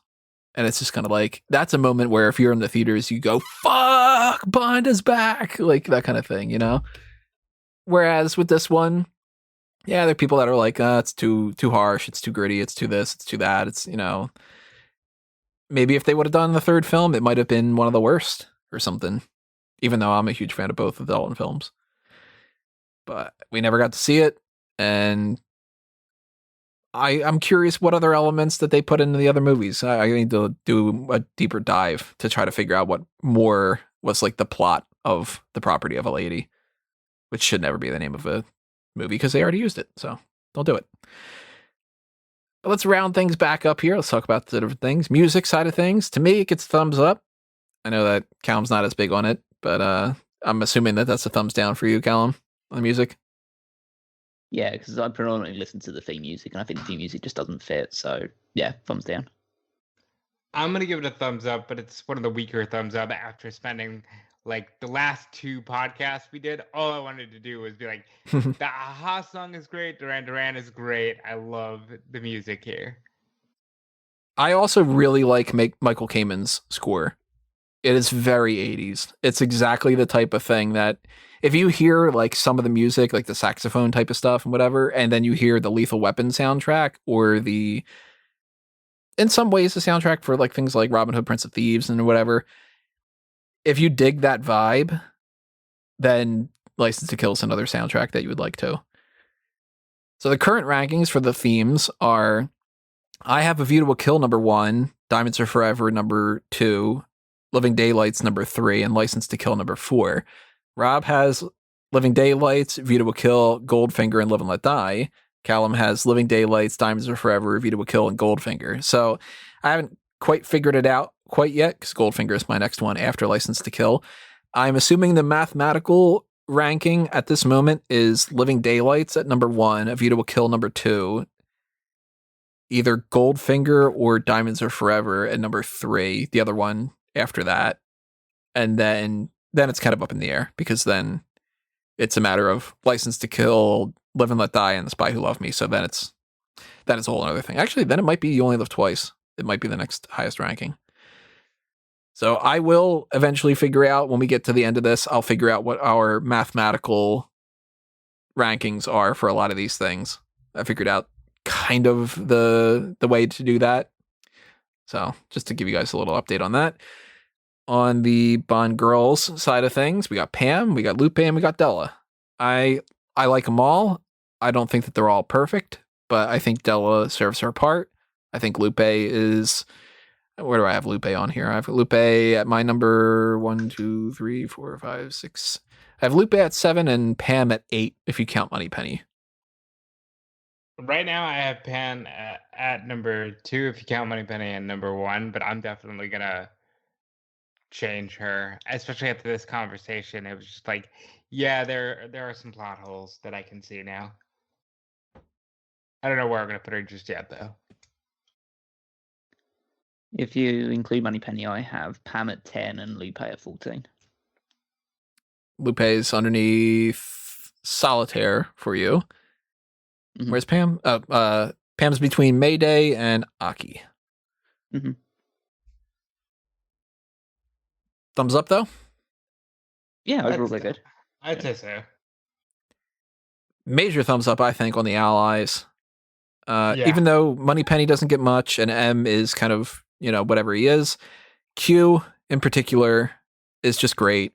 And this is my favorite Felix out of all of the different Felixes.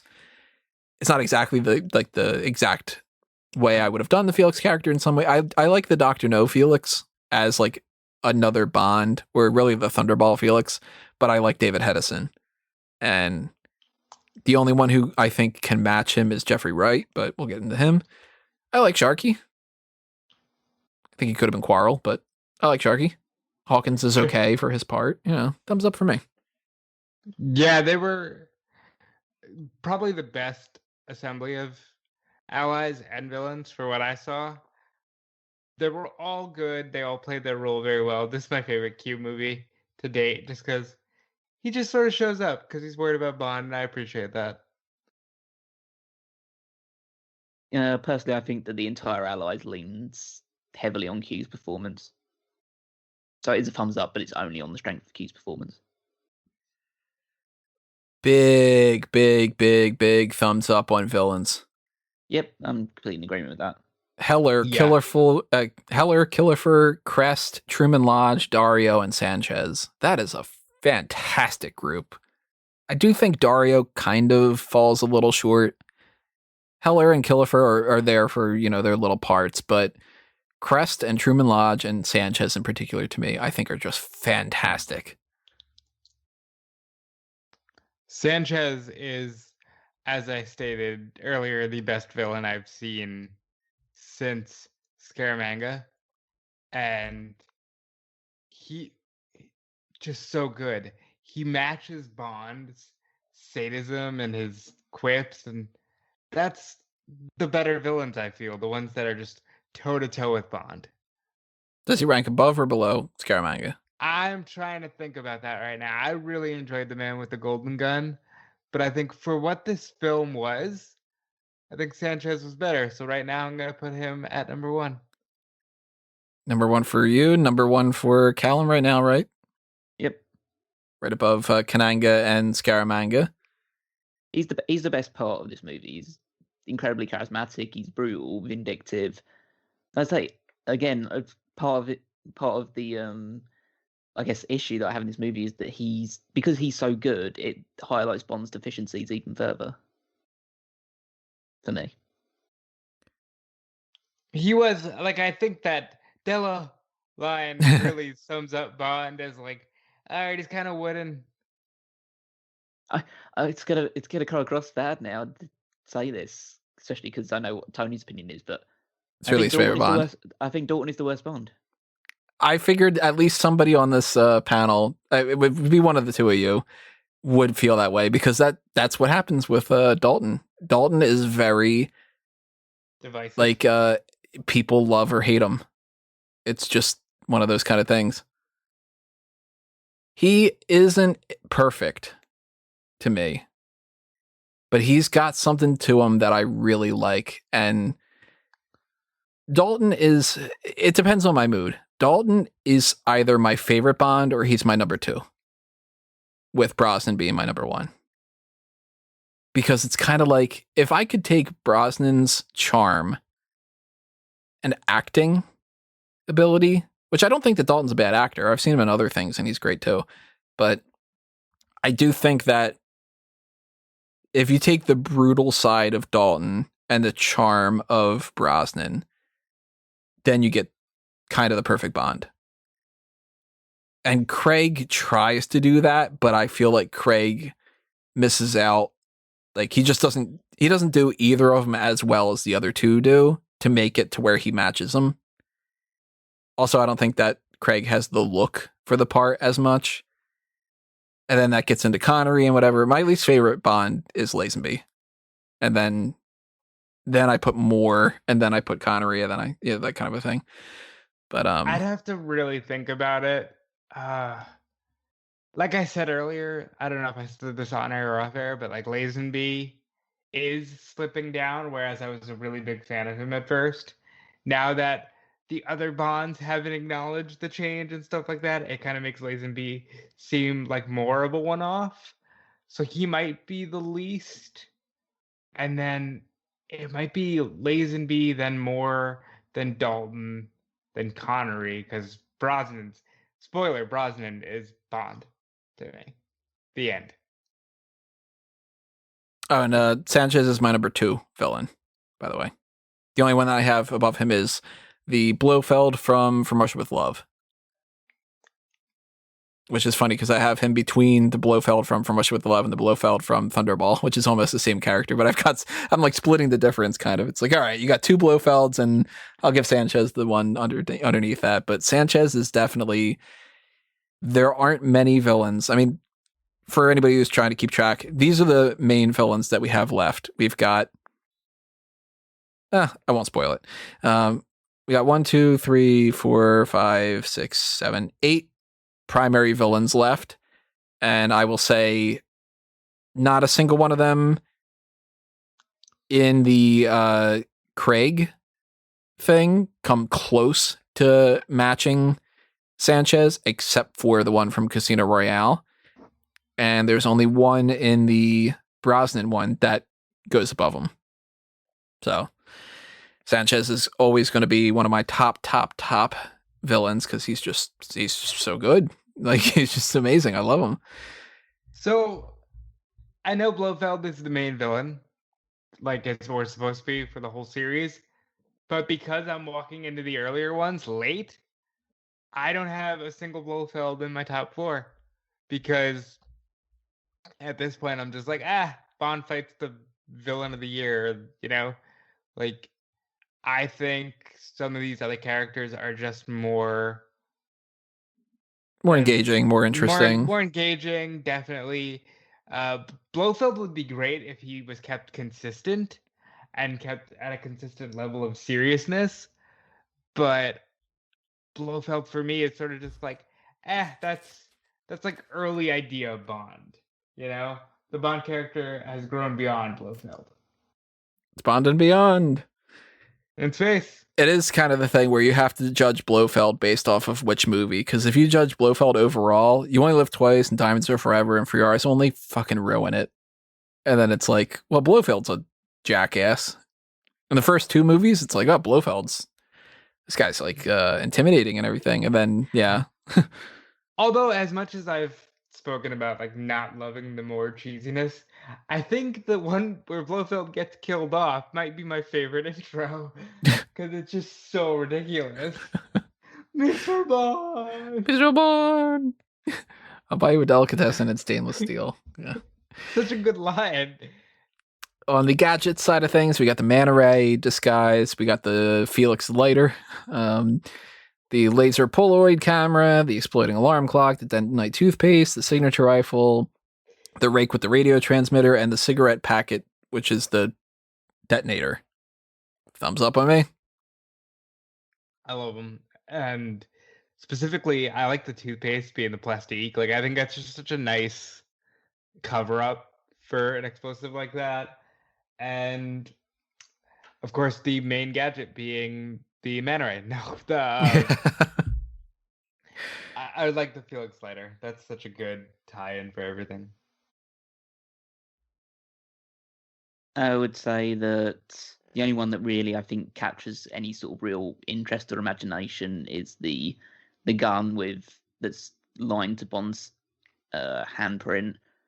And I don't think it's used enough in the movie. It's only used for one section of it, and I think most of the gadgets kind of fall into that category. So I'd probably thumbs down on the gadgets for me. Now, go ahead. Do they actually have guns? Like, I'm not a gun aficionado in any way.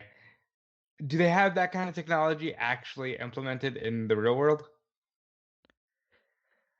I would assume this is the type of thing where it's like, it sounds stupid to say yes, but at the same time, like, they got some shit.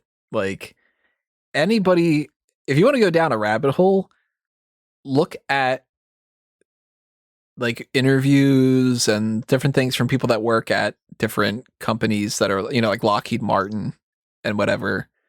I wish I would have been old enough at this point. I was a little kid, but I know that, long story short, blah, blah, blah, blah, blah. My grandfather was a police captain, and he knew somebody that worked at RCA, and he had said before, he's like, you wouldn't believe the shit that we've got that you're not going to see for decades. So it's like, well, I wish I could be like, well, what is it? Like, kind of a thing. Like, Yeah, that's actually very interesting to me. because it's like, there's people that do this kind of stuff, and it's like, well, what does that mean? Did you have like modern cell phones from 2020 in like 1980? Did you have like right now in 2021, is Elon Musk like, teleporting to the fucking moon? Or like, and it seems like it's ridiculous to say that. And people are like, oh, of course the government doesn't have that. But then it's like, then you find out eventually that a lot of these things are true. And then it's being, tinfoil hat conspiracy thing. A couple decades go by and you go, well, we that was true. That happened. And then you go, well, then shit, you got to kind of think twice about it. So I wouldn't be surprised if this is a real thing, but I can't imagine the practicality of it, Yeah.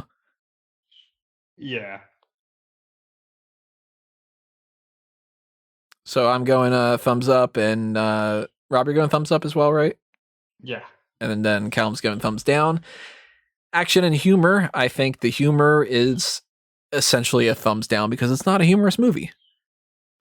And when the humor does kick in, it's not good. Like, it's out of place. It's weird. Yeah. Yeah. We're all in agreement about that one. Yeah, not very humorous movie. Action, though, thumbs up.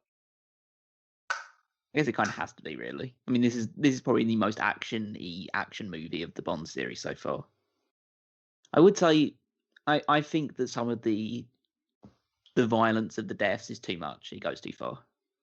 Really? Yep. I feel like the Bond movie should try and be differentiating themselves in this era more than trying to just blend seamlessly into this Die Hard. Let those guys have their movies that way. We're a Bond franchise. We should do things. We're a bit more, I don't want to say like class or tongue-in-cheek aspect of it as well, but it should be a bit more family orientated. Even though Bond does all this crazy stuff, and it's not exactly he's a family character or anything like that. I feel the way they've done the movies in the past have been a bit more like, you can still see the violence and you can still be scared by it, but it's not so in your face. I feel this was getting to the point of like, okay, we need to go slightly further in the more serious direction. Then they decided that it was just going to be a part Hammer horror movie as well. According to Screen Rant, over the course of the 2 films that Dalton was in, he kills 20 people. Brosnan kills 34 in the next movie, which goes to show a difference in time. Like, it's like they're not as brutal deaths, but there's more death. Yeah, and that kind of thing. I think that's kind of the balance that they strike more. Just like the deaths don't look as visceral. Like, these deaths are going to be far more memorable than probably most of the deaths we're going to see in the next, pretty much any movie going forward. But it's memorable in the way of like, it'll give you nightmares type of death. There's one, and it's not in the next one, but there is one death upcoming that is my favorite overall, and I can't wait till we get to it. Which one is it? Don't spoil the death, but what movie? World's Not Enough. Huh. Wouldn't think they would that one. I'm curious. So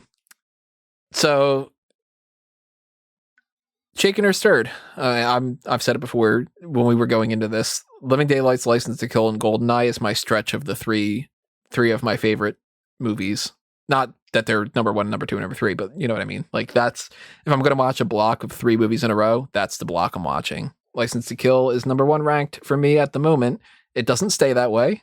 I do eventually replace it with another 1, if not 2, but License to Kill is always perpetually either my number 2 favorite Bond film or my number 3.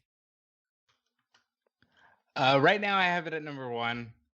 It won't stay there. I'm even questioning it now. I just think it was such a good movie to watch, and it's definitely one that I will watch again. And by the way, I misspoke. It's not World's Not Enough. It's Tomorrow Never Dies. But the name of that film Oh. should be World's Not Enough because I think that fits better. But yeah, I definitely Shaken. Definitely one of the best Bond films. It's gonna be weird how this film stays in the memory for me. So, if you ask me, definitive Shaken or Stirred, it's a Shaken movie. Like I said, there's only 3 movies that will only have Stirred, and based on what we've got coming up, I assume that they'll be the only 3 movies that I'll have a severely negative reaction towards. Die Another Day. Potentially Die Another Day. Yeah. I mean, I have seen Die Another Day. I don't feel like I was like repulsed by it, but I did watch it when I was a lot younger, so maybe now going into it, I'll have that sort of reaction to it. But we'll see. Well, never mind. We'll get there when we get there. But I currently have License to Kill ranked 7th out of all of the movies. Now you had it above Living Daylights when we started, but now it's under Living Daylights. It's changed in the past week or so because I've had some time to think about it. So I originally had the Living Daylights above Moonraker as well, Mhm. and I've moved them both down.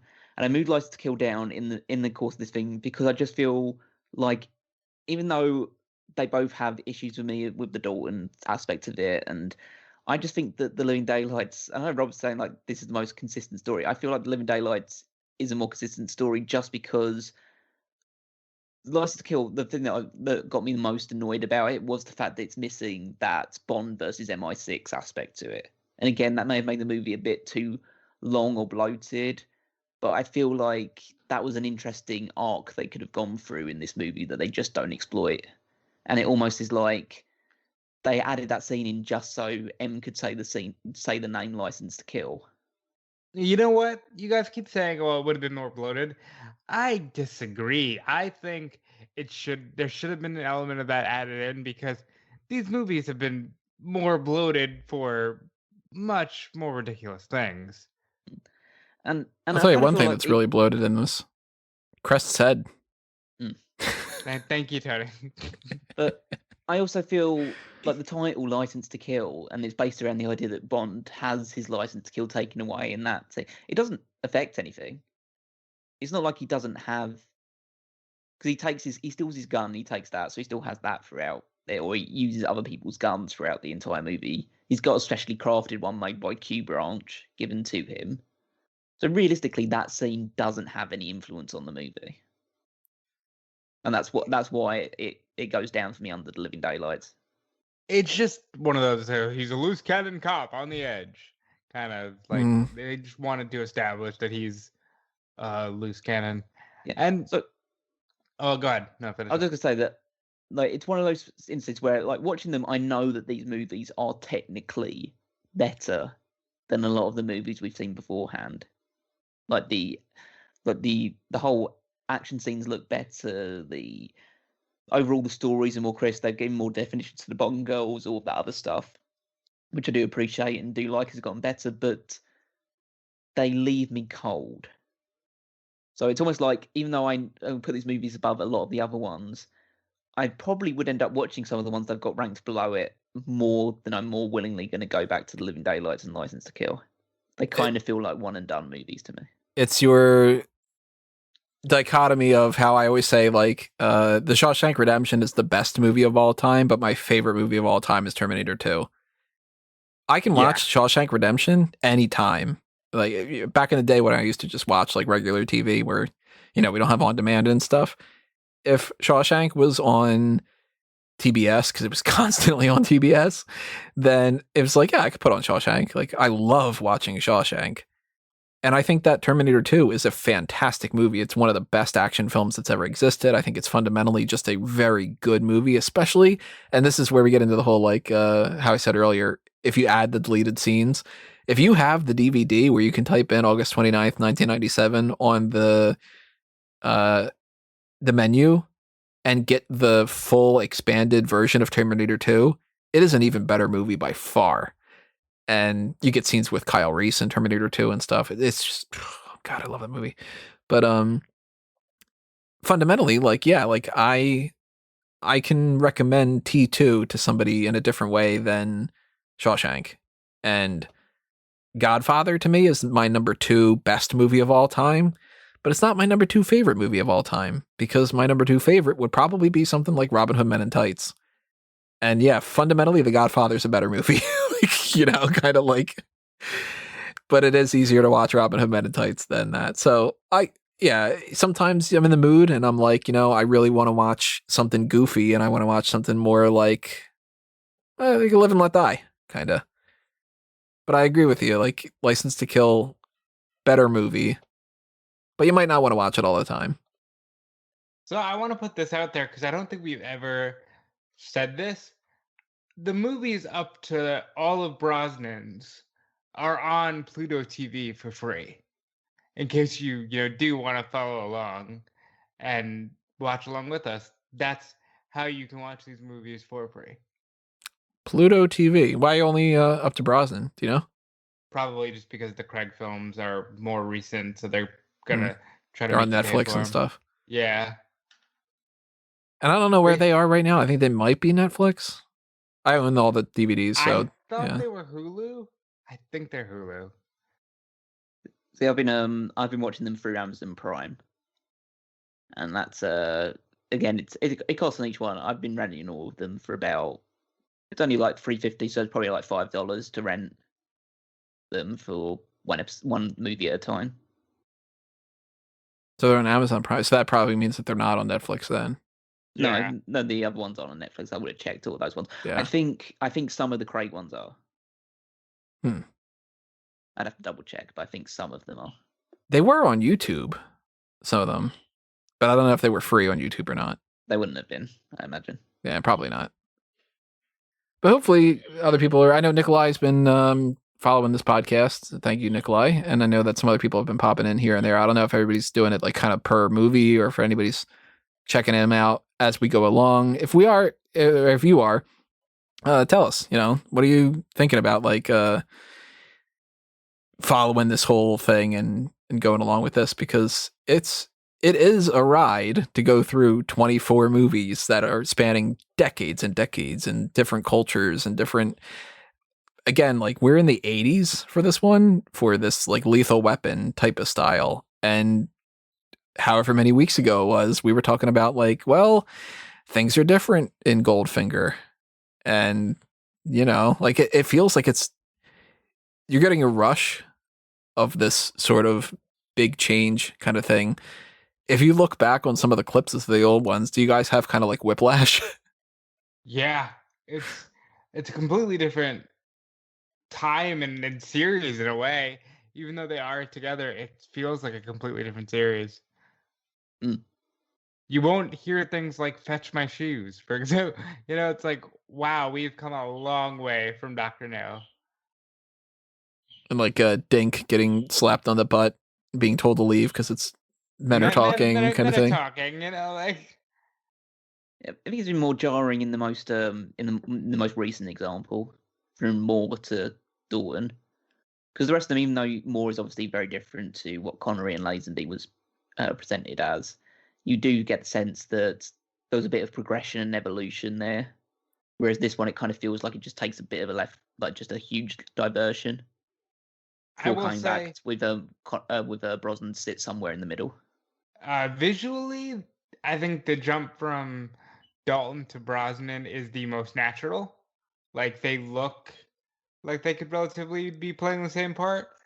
Whereas like when we get Dalton after Moore, it feels like, yeah, it's a completely different guy.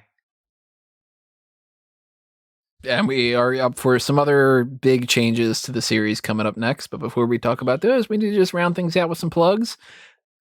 I mentioned before, if you want to show us some support and you want to help this podcast and the channel and the website grow, patreon.com/fanboysanonymous is the best way to do that. But also if you're subscribed and you're leaving your comments and you're liking the posts and you're sharing them, that all goes a long way as well.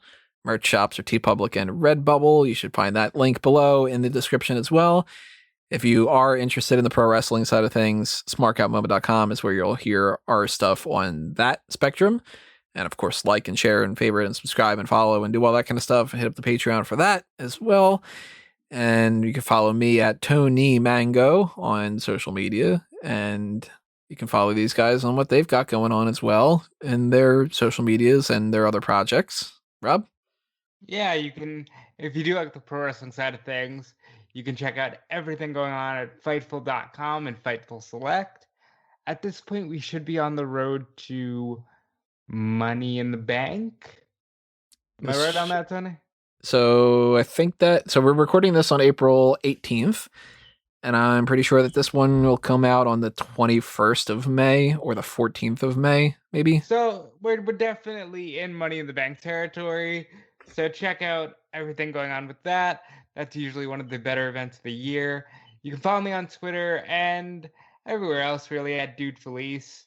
And yeah, thank you for your support and keep checking Fanboys for more great content. So you can follow me on Twitter at Wigmeister14. Check out smartcamera.com, all the articles that are going on there on a weekly basis. I contribute the power rankings, so if you want to know what wrestlers are top and bottom of the rankings for every single week, then that's where you tune in to check those out. And also, if you're interested in some retro wrestling content, then make sure you're listening to 2001 Wrestling Odyssey and the Paul Heyman SmackDown podcast in the Smart Camera Moment YouTube channel or podcast feed archives. And that's going to do us in for this edition. So we thank you for listening to this, and thank you for suspending your license to kill and dropping your comments below. And we bless your hearts, is basically what I need to say here. But James Bond and the Review to a Kill podcast is going to return with GoldenEye.